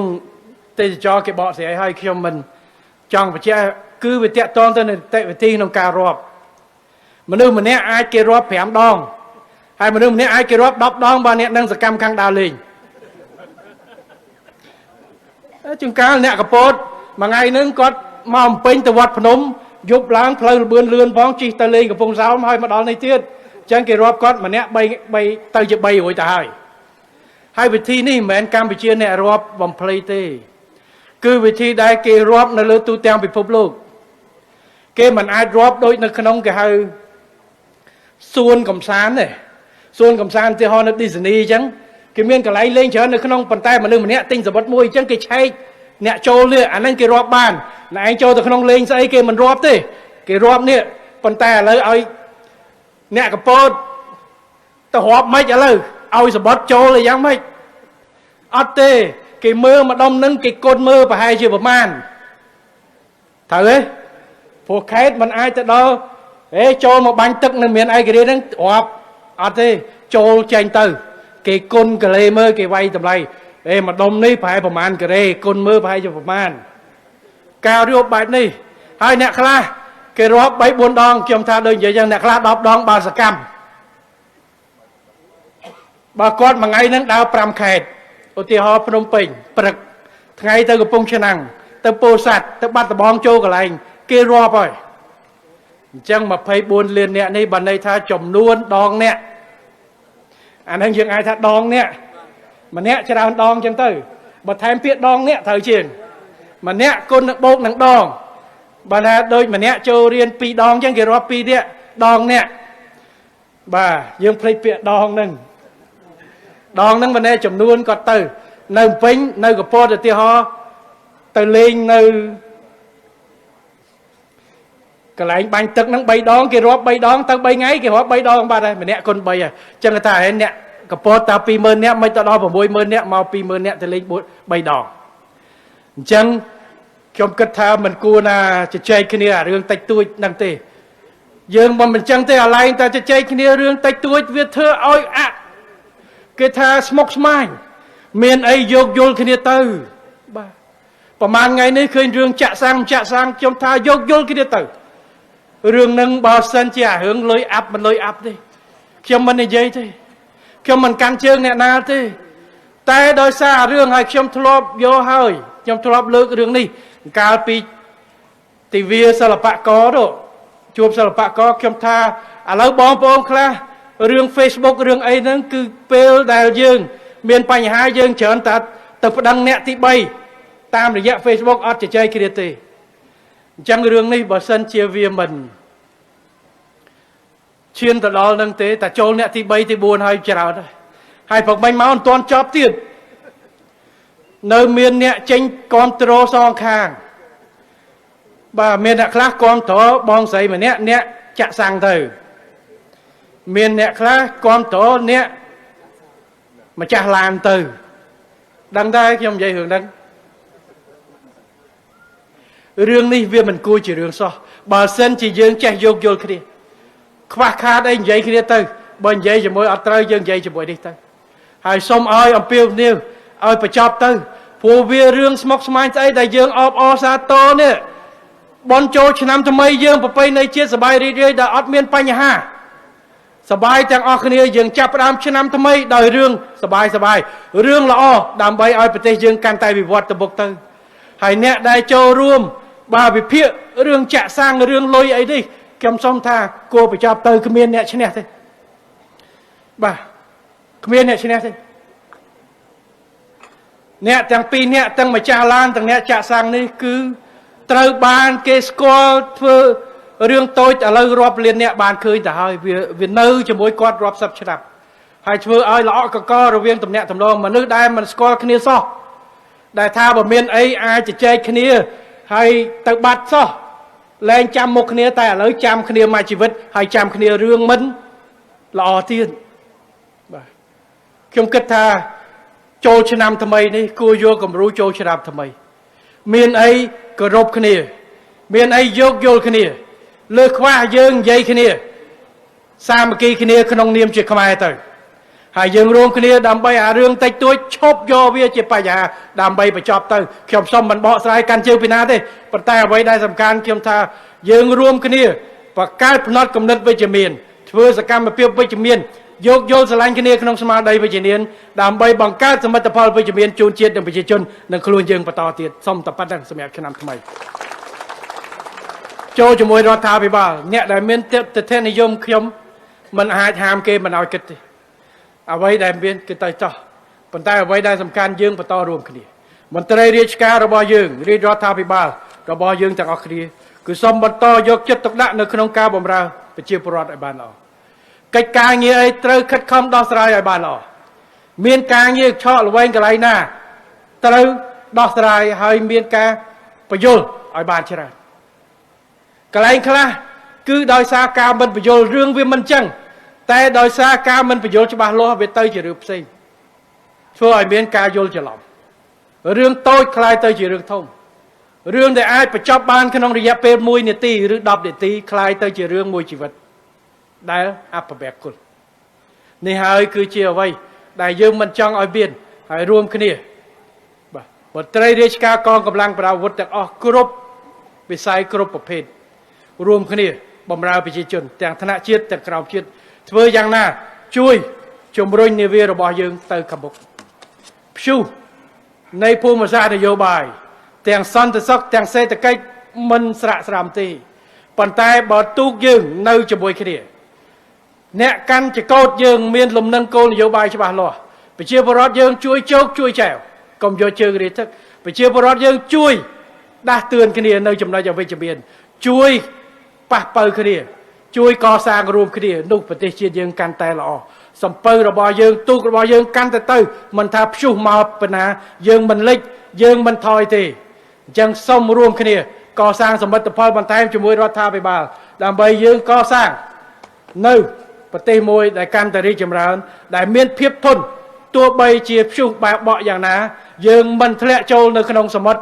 នៃសង្គ្រាមឬមួយក៏ធ្លាក់ចូលនៅក្នុងគេថាបែកបាក់លិចទូករបស់យើងនោះទេសំខាន់បំផុតសាមគ្គីឯកភាពជាតិរបស់យើងត្រូវថែរក្សាបើសាមគ្គីឯកភាពជាតិយើងថែរក្សាទូកយើងមិនលិចទេបើយើងចែវទូកទៅជាមួយគ្នាយើងទៅមុខលឿននេះគឺជាអ្វីដែលជាកិច្ចការសំខាន់វាបាក់កន្លែងណាវាធ្លាយកន្លែងណាជួសជុលវាទៅកុំវាយគ្នានៅលើទូកកុំដល់ម៉ោងគ្នារុញគ្នាទម្លាក់ទឹកព្រោះនៅសល់ស្បៀងតិចត្រូវខិតខំរកស្បៀងបន្ថែមទៀតដើម្បីរស់ឲ្យបានច្រើនទាំងអស់គ្នានេះគឺជាអ្វីដែលជាកិច្ចការសំខាន់ចឹងរដ្ឋាភិបាលនៅជាមួយបងប្អូនរដ្ឋាភិបាលគិតគូរពីផលប្រយោជន៍ប្រជាពលរដ្ឋរដ្ឋាភិបាលគិតគូរពីការការពារទឹកដីការពារអធិបតេយ្យភាពនិងឯករាជ្យភាពរបស់កម្ពុជាសូមបងប្អូនជឿចិត្តចុះបាទហើយនេះគឺជាអ្វីដែលយើងបានធ្វើហើយយើងនឹងបន្តធ្វើមិនត្រឹមតែនៅលើกระดาษនៅក្នុងសេចក្តីថ្លែងការណ៍រួមដែលយើងបញ្ជាក់អំពីការការពារទេប៉ុន្តែសកម្មភាពដែលខ្ញុំរៀបរាប់បន្តិចមិញនេះនៅក្នុងពីនេះទៅដល់3 4 ខែទៀតគឺខ្ញុំនឹងត្រូវប្រតិកលាការសម្ពោធនិងការតាក់ទាញទាំងផ្លូវរដ្ឋទាំងផ្លូវឯកជនជាមួយគ្រប់បណ្ដាប្រទេសទាំងអស់មិនថាតែចិននោះទេទាំងជប៉ុនទាំងអឺរ៉ុបទាំងបណ្ដាប្រទេសផ្សេងៗទាំងអស់នៅក្នុងតំបន់ទាំងលើពិភពលោកយើងនឹងបន្តធ្វើដើម្បីរុញនាវាកម្ពុជារបស់យើងឲ្យលេចទៅដល់លើឆាកអន្តរជាតិនិងឆាកតំបន់និងទាញផលប្រយោជន៍ការវិនិយោគបន្ថែមជូនប្រជាពលរដ្ឋរបស់យើងយកទាំងសាច់គោយកទាំងស្ពៃយកទាំងផ្លែឈើយកទាំងត្រីយកទាំងបកាយកទាំងមាន់យកទាំងអស់អ្វីក៏ដោយដែលផលប្រយោជន៍សុខភាពសម្រាប់ប្រជាពលរដ្ឋយើងយកទាំងអស់នេះជាសិទ្ធិឯករាជ្យភាពរបស់កម្ពុជាហើយរាជរដ្ឋាភិបាលកម្ពុជានឹងដាច់ខាតត្រូវតែការពារនឹងដើរផ្លូវនេះអត់មានទៅណាទេបាទអញ្ចឹងសូមបងប្អូនប្រជាពលរដ្ឋជឿចុះឥឡូវសូមត្រឡប់មកការសម្ពោធយើងថ្ងៃនេះវិញអាដាមពេញពនីបានបញ្ជាក់មុនហើយឈានទៅនឹងការប្រកាសនឹងការបើកនៅកន្លែងនេះឲ្យដល់យើងបានដាក់ឲ្យអនុវត្តដើម្បីវាយតម្លៃផលប៉ះពាល់3 ខែឥឡូវយើងចាប់ផ្ដើមតាំងពីចុងនេះមករៀងច្រើនជាង3 ខែបន្តិចដើម្បីយើងធ្វើការវាយតម្លៃជួសជុលកែសម្រួលកន្លែងណាឲ្យបានល្អពេលដែលយើងបើកដំណើរការទៅអញ្ចឹងផែនេះមិនមែនធ្វើបោះចោលឬមួយសម្ពោធនេះដើម្បីគ្រាន់តែជាឡប់ឡែនោះទេគឺយើងសម្ពោធកន្លែងនេះ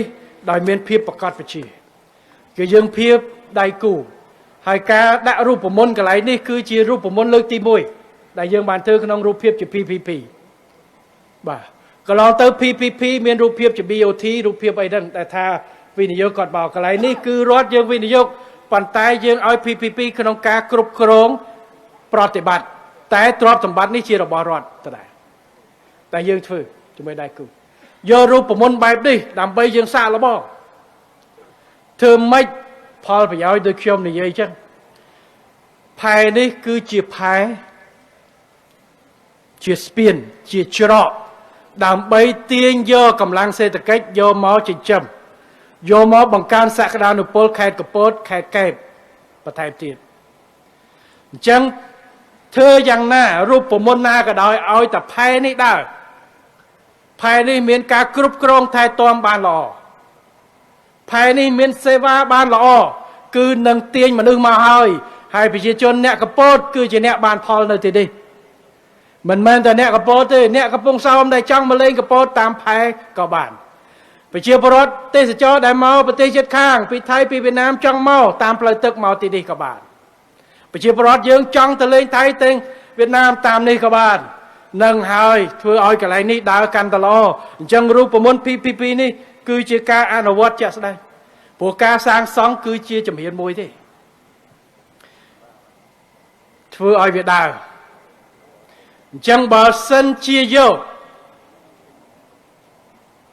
រូបមន្តយកកន្លែងនេះធ្វើឲ្យវាដំណើរការដោយវិស័យឯកជនគួរតែយកអ្នកវិស័យឯកជនដែលចេះដឹងកិច្ចការងារ business ឲ្យមកធ្វើ business កុំចាំបាច់រដ្ឋបង្កើតក្រុមហ៊ុនមួយយកមកធ្វើ business មកគ្រប់គ្រងទៅអីបាទយើងបង្កើតនឹងរបៀបសហគ្រាសសាធារណៈរបស់រដ្ឋឥឡូវសហគ្រាសសាធារណៈរបស់រដ្ឋខ្ញុំឲ្យកែសម្រួលពីមុនសហគ្រាសការសាធារណៈរបស់រដ្ឋ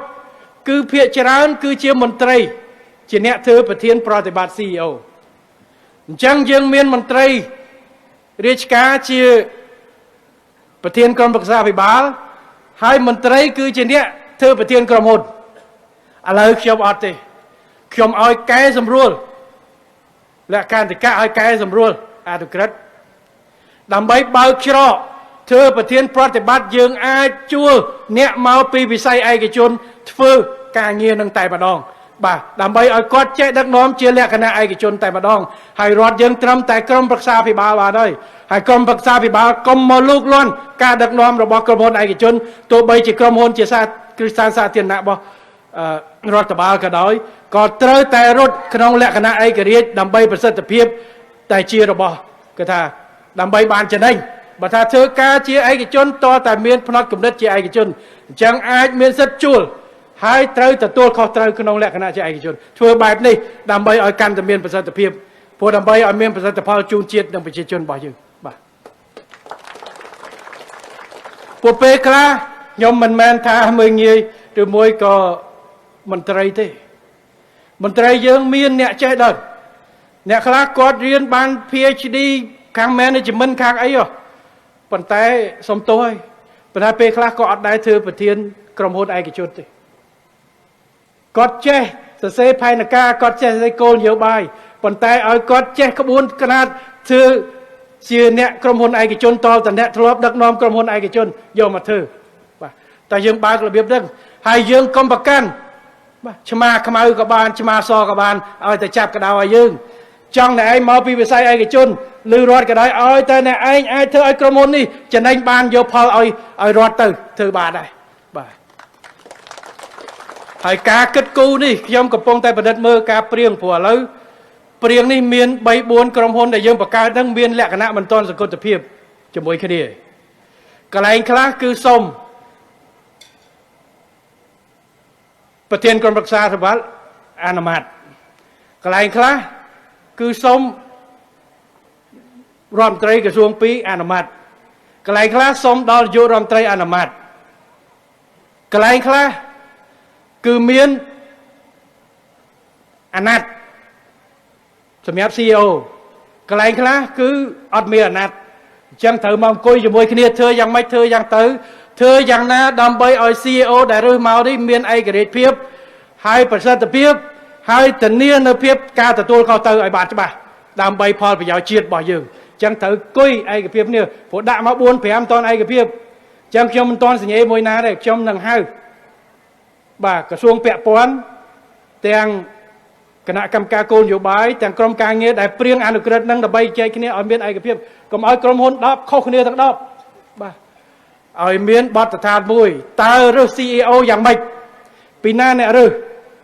ឆ្លងនីតិវិធីស្អីខ្លះហើយពីណាអ្នកសម្រេចហើយការដឹកនាំនេះតើផ្អែកទៅលើអីតើពីណាមានសិទ្ធិនៅក្នុងការអាកាត់ទៅលើការសម្រេចចិត្ត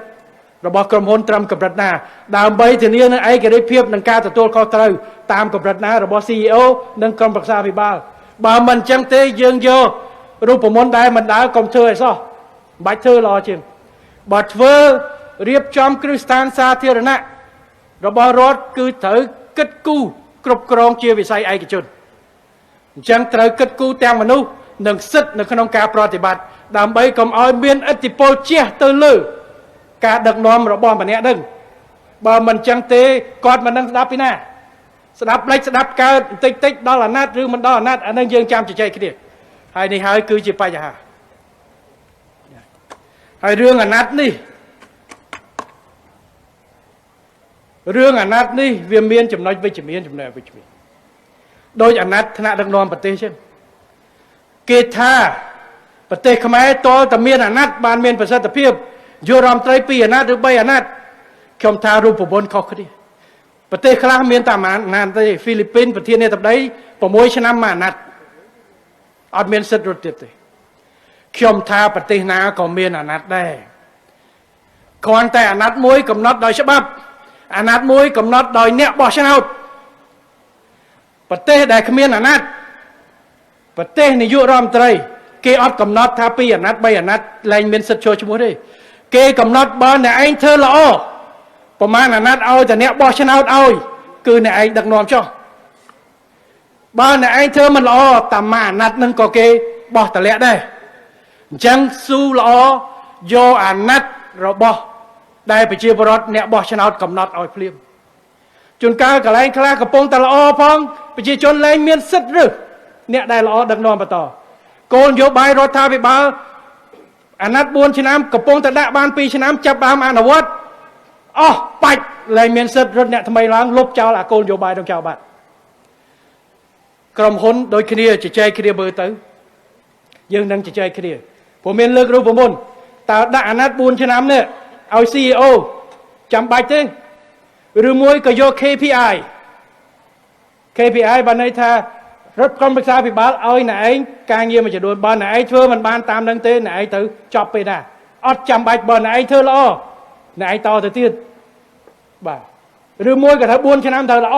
ត្រូវគិតគូរមើលអាហ្នឹងជជែកឲ្យខ្ញុំបញ្ជូនសារតាមនេះដើម្បីត្រៀមមកបញ្យល់ខ្ញុំព្រោះឥឡូវកន្លែងខ្លះត្រូវមកការពារនិកាយប្រវត្តិបាទព្រោះដាក់មកខ្ញុំអត់សញ្ញេភ្លាមទេបាទកន្លែងខ្លះត្រូវខ្ញុំសិក្សាហើយខ្ញុំឲ្យសិក្សាលម្អិតហើយខ្ញុំហៅមកការពារនិកាយប្រវត្តិឲ្យខ្ញុំ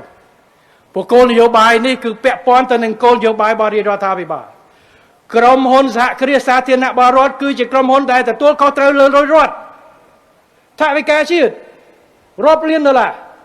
អញ្ចឹងត្រូវធានាប្រសិទ្ធភាពឲ្យខ្ញុំបាទការរើស CEO ការរើសនេះផ្សេងត្រូវកំណត់អត់មានការដណ្ដើមអំណាចការប្រកួតប្រជែងអំណាចស្អីទេនិយាយអំពីតែប្រសិទ្ធភាពទេ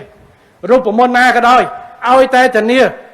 នៅប្រសិទ្ធភាពនៃការជ្រើសរើសការដឹកនាំនិងការទទួលខុសត្រូវរបស់ CEO ធ្វើយ៉ាងណាឲ្យក្រុមហ៊ុននេះដើរដោយលក្ខណៈគេថាប្រសិទ្ធភាពដោយវិស័យឯកជនព្រោះធ្វើការវិស័យឯកជននឹងហើយខ្ញុំចង់បានចឹងការរៀបចំបែបណាយើងនឹងធ្វើឲ្យមានសកលភាពហើយខ្ញុំនឹងកំណត់ពេលដើម្បីជួបគ្នាថ្ងៃនេះដោយមានហើយខ្ញុំក៏អាចបញ្ជូនតាមសារនេះឯកឧត្តមលោកជាពិសេសក្រុមការងារដែលជជែកគ្នាខ្ញុំដឹងថាជជែកគ្នាច្រើនហើយអន្តរក្រសួងទៅលើគេថាមាត្រាមួយពីការកំណត់នីតិវិធីនិងការរើសអីយ៉ាងម៉េចឥឡូវ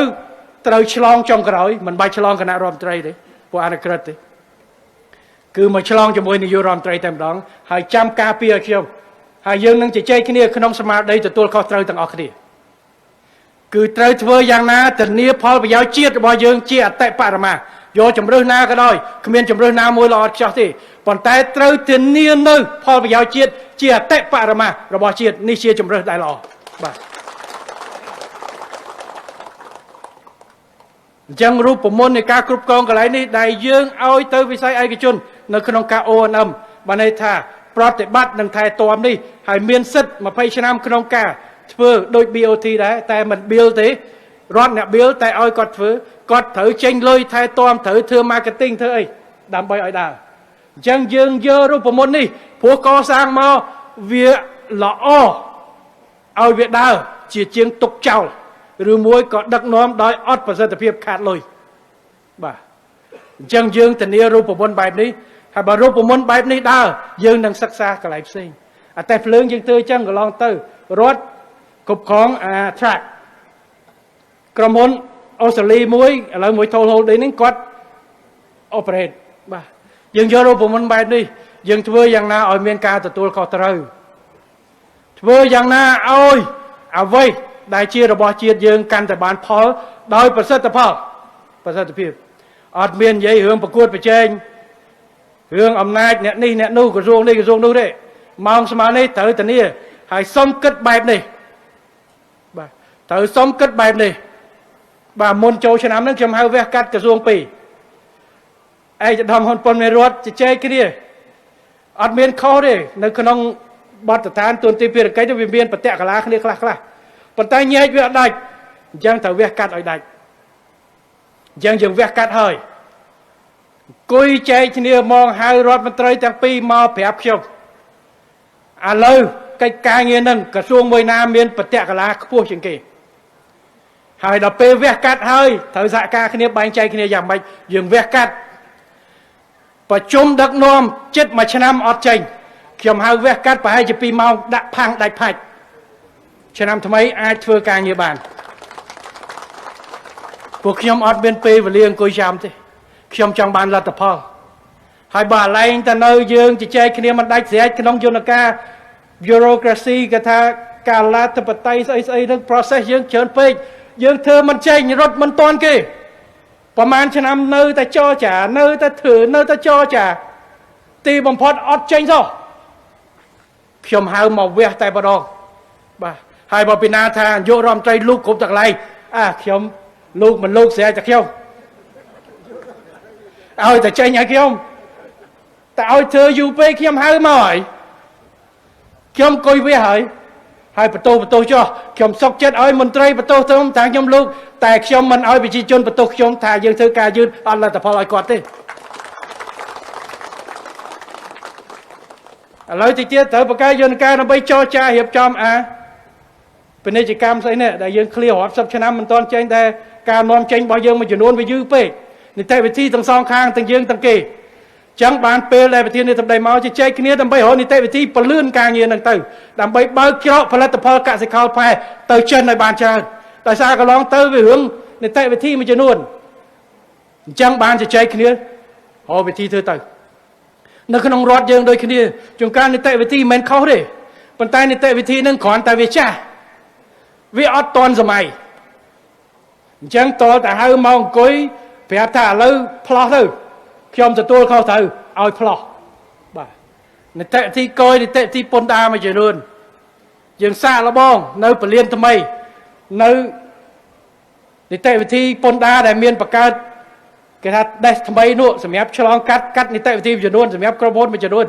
ได้ละอ้อยังโหยอย่างนั่งเตอร์ก็มาสมองสมัยกัดโยแต่บดองเตอร์ให้อะไรนี่กระทรวงสถาบันตั้งกระทรวงเป็นกิจกรรมก็เพื่อบ้าเหืองบัญชีเสวาเยื่อประมาณไงมุนกระทรวงมุกเกียรติเทียนนะเพียบท่านิเทศวิธีตูเตียงรัฐบาลว่าเยื่อใบปอนเชียงกำท่ามือเตอร์เถกากัดกัดคลาเตอร์กำตกเจ้ากำตกกระดานปีนาเกดออนไลน์ด่าคลาเตอร์กำเอาก็รถกรุบกระไรบ่บะปี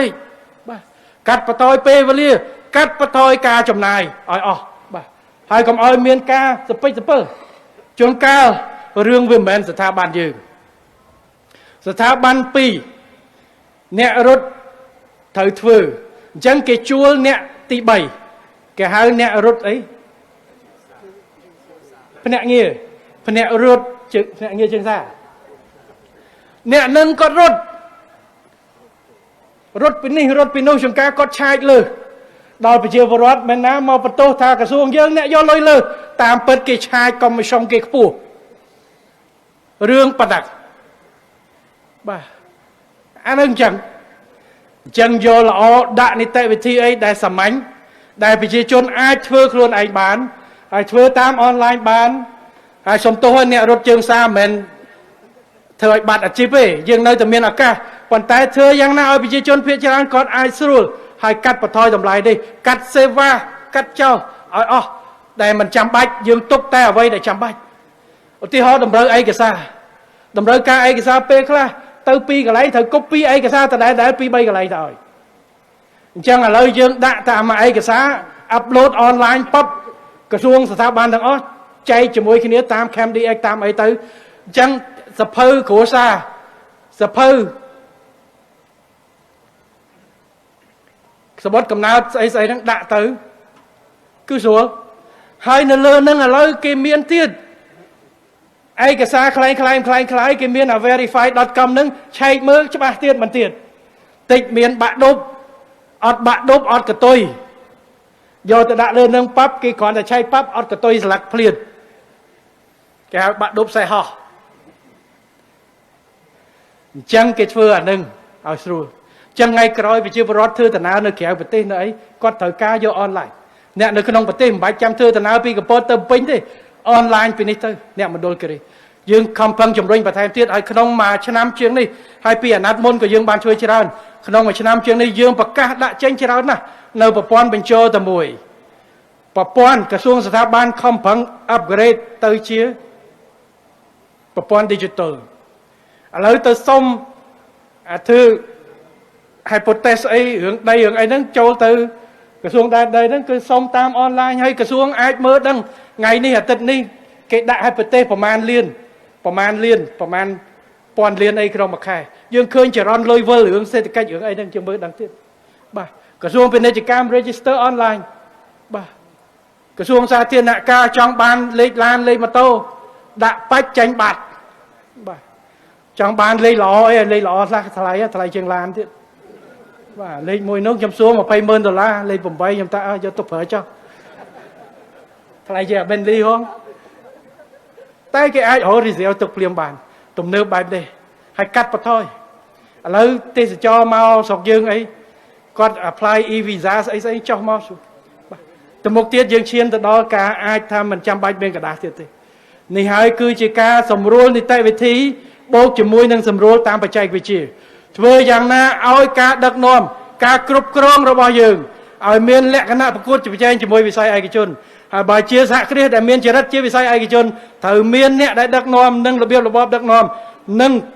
សិទ្ធិនឹងការទទួលខុសត្រូវឲ្យដោយវិស័យឯកជនគឺមានឯករាជ្យភាពនឹងការទទួលខុសត្រូវទើបបានជោគជ័យ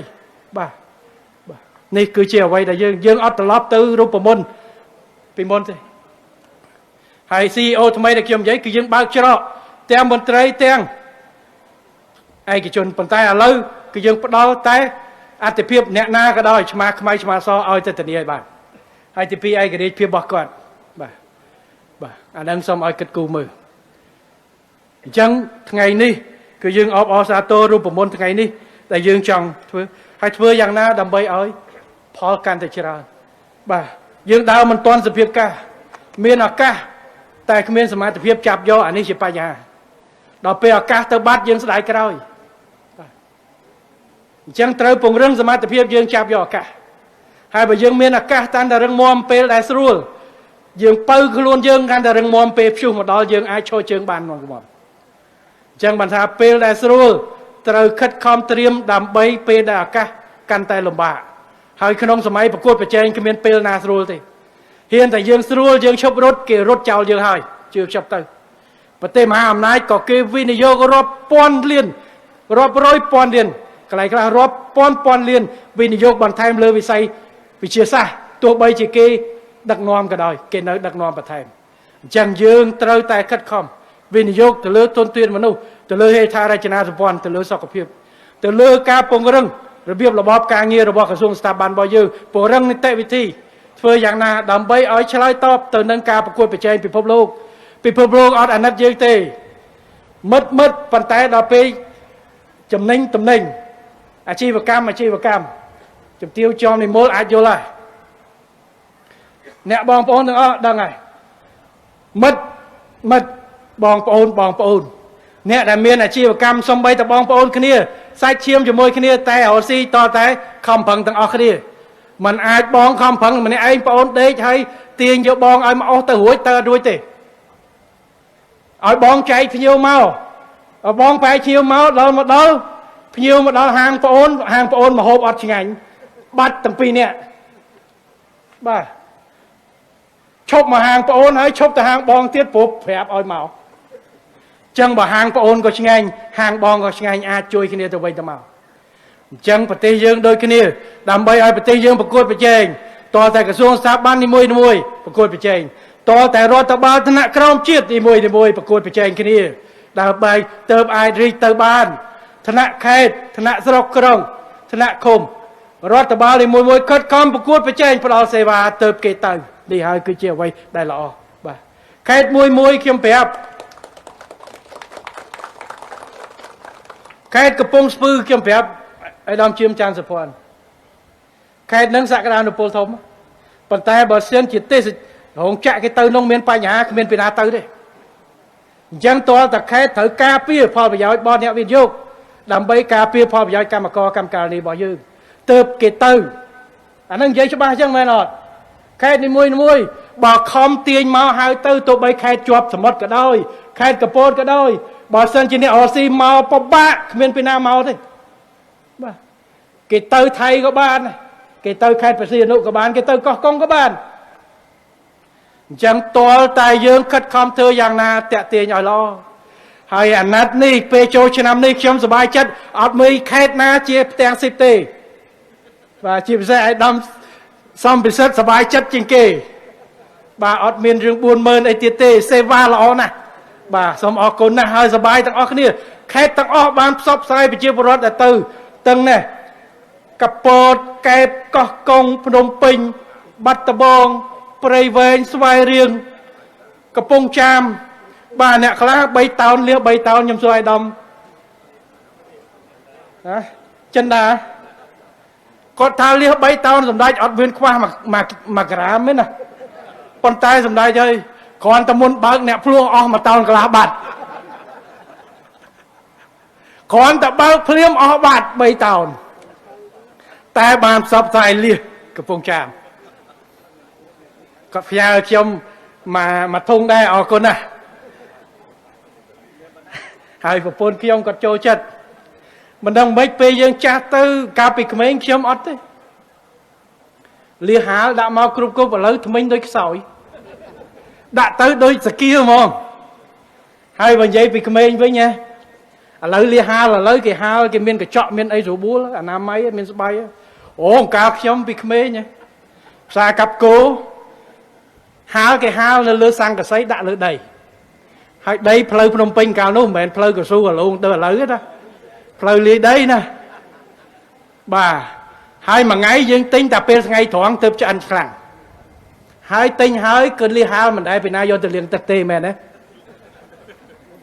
ដាក់ហើយប៉ប់ចូលមាត់នឹងហ្មងកុំឲ្យអស់ជាអំបិលតែពេលនោះគ្មានរីអីទេណាមិនបាក់សាំងទេកាពះពេលនោះប៉ុន្តែគ្រាន់តែពេលនោះប្រជាពលរដ្ឋយើងអាយុមិនសូវវែងដោយសារជំងឺវាច្រើនថ្លើមជាងអីទៅតែឥឡូវរស់បានច្រើនស្អីច្រើនកាពះឯងមានពីណាហ៊ានទៅដាក់មិនស្រួលមកឥឡូវហ្នឹងតែអាយុ60ឆ្នាំឥឡូវមើលដូចទៅ40ចឹងប្រជាពលរដ្ឋយើងបាទអាយុកាន់ទៅវែង80 70 80អីបាទកាលមុនអាយុខ្ញុំចាំអ៊ំខ្ញុំអាយុ60 50កាលពីឆ្នាំ80មើលដូចគាត់80ឥឡូវចឹងតែឥឡូវអាហាររូបត្ថម្ភមិនមែនតែក្មេងៗលូតខ្ពស់សាច់ធំទេមនុស្សចាស់ក៏គេហៅសាច់ខ្ចីញញដែរ70ឆ្នាំអីចឹងបាទ70ឆ្នាំមើលទៅដូច50ជាងបាទយ៉ាក់តែក្មេងខ្លះទេអត់ថែខ្លួនលើកដាច់មើលដូចអាយុ70ចឹងបាទហ្នឹងគឺនិយាយលេងរឿងសុខភាពសម្បូរបែបឥឡូវថែទាំសុខភាពបាទពេលអ៊ំខ្លះគាត់និយាយគាត់ថាផ្លុកក្មួយឥឡូវលំបាកកាលពីជំនាន់អាពតចង់ហូបអាពតមិនអោយអ៊ំហូបឥឡូវមានលទ្ធភាពហូបតែពេទ្យមិនអោយអ៊ំហូបថាអ៊ំលើសជាតិស្ករសុខភាពជាធំប៉ុន្តែនេះហើយបាទគឺការខិតខំឥឡូវចេះខ្ញុំនិយាយចេះតែតាក់រឿងលិហាចូលឆ្នាំដោយសារនឹកឃើញអាដាមអ៊ុនចន្ទាតែគ្រប់ខេត្តគ្រប់អ្វីទាំងអស់បានធ្វើល្អតាក់ទាញប្រតិកលាគ្នាបាទហើយថ្ងៃនេះគឺអរគុណណាស់ចំពោះ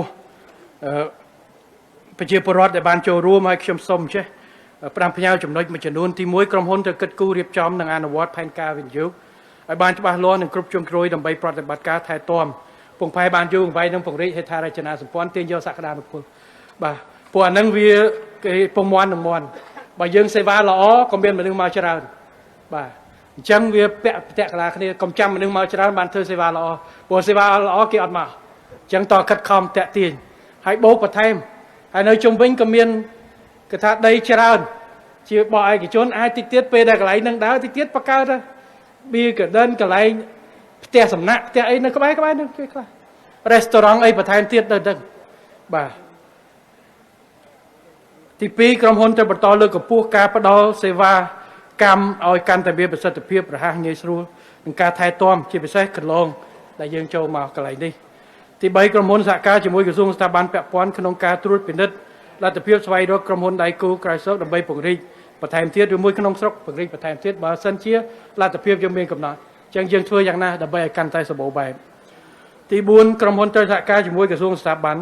និងរៀបចំព្រឹត្តិការណ៍ផ្សេងៗនៅទីតាំងកំពង់ផែពិនិត្យលទ្ធភាពបង្កើតសេវាបន្ថែមទៀតបាទជិះកំសាន្តបរិភោគរៀបចំកំសាន្តទម្រង់ទេសចរនានាហើយសហការជាមួយនឹងក្រសួងទេសចរមន្ទីរទេសចរជាមួយនឹងភ្នាក់ងារទេសចរដើម្បីរៀបចំជាកញ្ចប់តែម្ដងបាទដោយឃើញក្រុមហ៊ុនរៀបចំគិតថាពីនេះជាមួយកោះសេះជាមួយខេត្តព្រះសីហនុបាទមួយចំនួនឥឡូវគេថាកោះសេះនឹងវៀតណាមយកបាត់នៅណានៅក្នុងដីរបស់យើងសោះក្រុមហ៊ុនថ្ងៃមុនដោយក្រុមហ៊ុនកាណាឌាក្រុមហ៊ុនឯមួយពងវិនិយោគខ្ញុំថាឲ្យជំរុញរៀបចំឲ្យលឿនទៅធ្វើបឹងគីឡូធ្វើអីទៅពីនេះនាំទៅលេងនាំអីកន្លែងទៅភ្ជាប់បន្ថែមភ្ជាប់ជាមួយបូកូភ្ជាប់ជាមួយទឹកឈូផ្សេងទី5មួយក្រសួងសាធារណការដឹកជញ្ជូនក៏ត្រូវយកចិត្តទុកដាក់បន្ថែមលើការវិវត្តដើម្បីពង្រីកវិសាលភាពនិងសក្តានុពលដឹកជញ្ជូនតាមផ្លូវទឹកព្រមទាំងពង្រឹងនឹងការពង្រឹងអាជីវករផែនិងនាវាចរស្របតាមបញ្ញត្តិច្បាប់ធរមានដើម្បីធានាប្រសិទ្ធភាពការធ្វើដំណើរផ្លូវទឹកទី7ក្រសួងស្ថាប័នមានសមត្ថកិច្ចពាក់ព័ន្ធរួមជាមួយមន្ត្រីសមត្ថកិច្ចដែលកំពុងបំពេញការងារកំពុងផែទេសចរអន្តរជាតិត្រូវសហការសម្របសម្រួលការចេញចូលរបស់ភ្ញៀវទេសចរប្រព្រឹត្តទៅដោយតម្លាភាពនិងមិនរើសអើងឆាប់រហ័សនិងប្រកបដោយក្តីរីករាយនិងភាពជឿជាក់ទុកចិត្តអនុលោមតាមច្បាប់ដែលទទួលបានអញ្ចឹងនៅទីនេះយើងមានកំពង់ផែកំពង់សោមកំពង់ផែកពតអន្តរជាតិអង្គការវែងហួរហើយមានប្រមាណផងអាចភ្ជាប់បាទតែមានទេសចរចេញចូលតាមគ្រប់ផ្លូវអញ្ចឹងថ្ងៃនេះខ្ញុំក៏សូមស្នើឲ្យក្រសួងស្ថាប័ននិងសមត្ថកិច្ចពាក់ព័ន្ធបន្តកិច្ចសហការនិងសម្របសម្រួលបង្កលក្ខណៈងាយស្រួលឲ្យដំណើរការអាជីវកម្មរបស់កំពង់ផែទេសចរអន្តរជាតិកម្ពុជានេះប្រព្រឹត្តទៅដោយរលូននិងមានការគ្រប់គ្រងពីអតិថិជនប្រើប្រាស់សេវាកម្មដើម្បីឈានទៅដល់បង្កើនសមត្ថភាពផ្ដល់នូវជំរើសសេវាកម្មថ្មីនិងអភិវឌ្ឍហេដ្ឋារចនាសម្ព័ន្ធកំពង់ផែបន្ថែមទៀតខ្ញុំក៏សូមយកឱកាសនេះកោតសរសើរនិងវាយតម្លៃខ្ពស់ចំពោះកិច្ចខិតខំប្រឹងប្រែងរបស់រដ្ឋាភិបាលខេត្តកំពតដែលបានបង្កើតសមិទ្ធផលថ្មីដូចជារូបសំណាកសេះសមុទ្រនិងនាឡិកាខ្នាតធំនិងសូមបន្តបង្កើនភាពច្នៃប្រឌិតបង្កើតសមិទ្ធផលថ្មីបន្ថែមទៀតដើម្បីផ្ដល់ជាជម្រើសសម្រាប់បងប្អូនប្រជាពលរដ្ឋនិងភ្ញៀវទេសចរអញ្ជើញមកទស្សនានិងកម្សាន្តនៅខេត្តកំពតទន្ទឹមនឹងនេះខ្ញុំសូមឲ្យរដ្ឋបាលខេត្តកំពតអាជ្ញាធរពាក់ព័ន្ធនឹងប្រតិបត្តិការទេសចរសូមរក្សាឲ្យបាននៅបដិសណ្ឋារកិច្ចរមណីយដ្ឋានស្អាតសេវាកម្មជឿនទុកចិត្តបានជាពិសេសរក្សាបាននៅតម្លៃសមរម្យមិនឲ្យមានការដំឡើងថ្លៃនិងភាពស្មោះត្រង់ពួកការលក់ដូរដើម្បីទទួលបានការទុកចិត្តពីសំណាក់ប្រជាពលរដ្ឋនិងភ្ញៀវទេសចរទាំងអស់ជាទីបញ្ចប់ជាមួយនឹងការសម្ពោធប្រកាសសម្ពោធដាក់ឲ្យប្រើប្រាស់ជាផ្លូវការកំពង់ផែទេសចរអន្តរជាតិកំពតខ្ញុំសូមជូនពរឲ្យដំលោកជំទាវលោកកញ្ញាអ្នកកញ្ញាលោកស្រីភ្ញៀវកិត្តិយសជាតិអន្តរជាតិលោកតាលោកយាយអំពុងមីងបងប្អូនទាំងអស់ឲ្យទទួលបាននៅពុទ្ធពរនិងពរទាំង5ប្រការគឺអាយុវណ្ណៈសុខៈពលៈនិងបដិពានៈកំបីគ្លៀងគ្លាតឡើយបាទសូមអរគុណ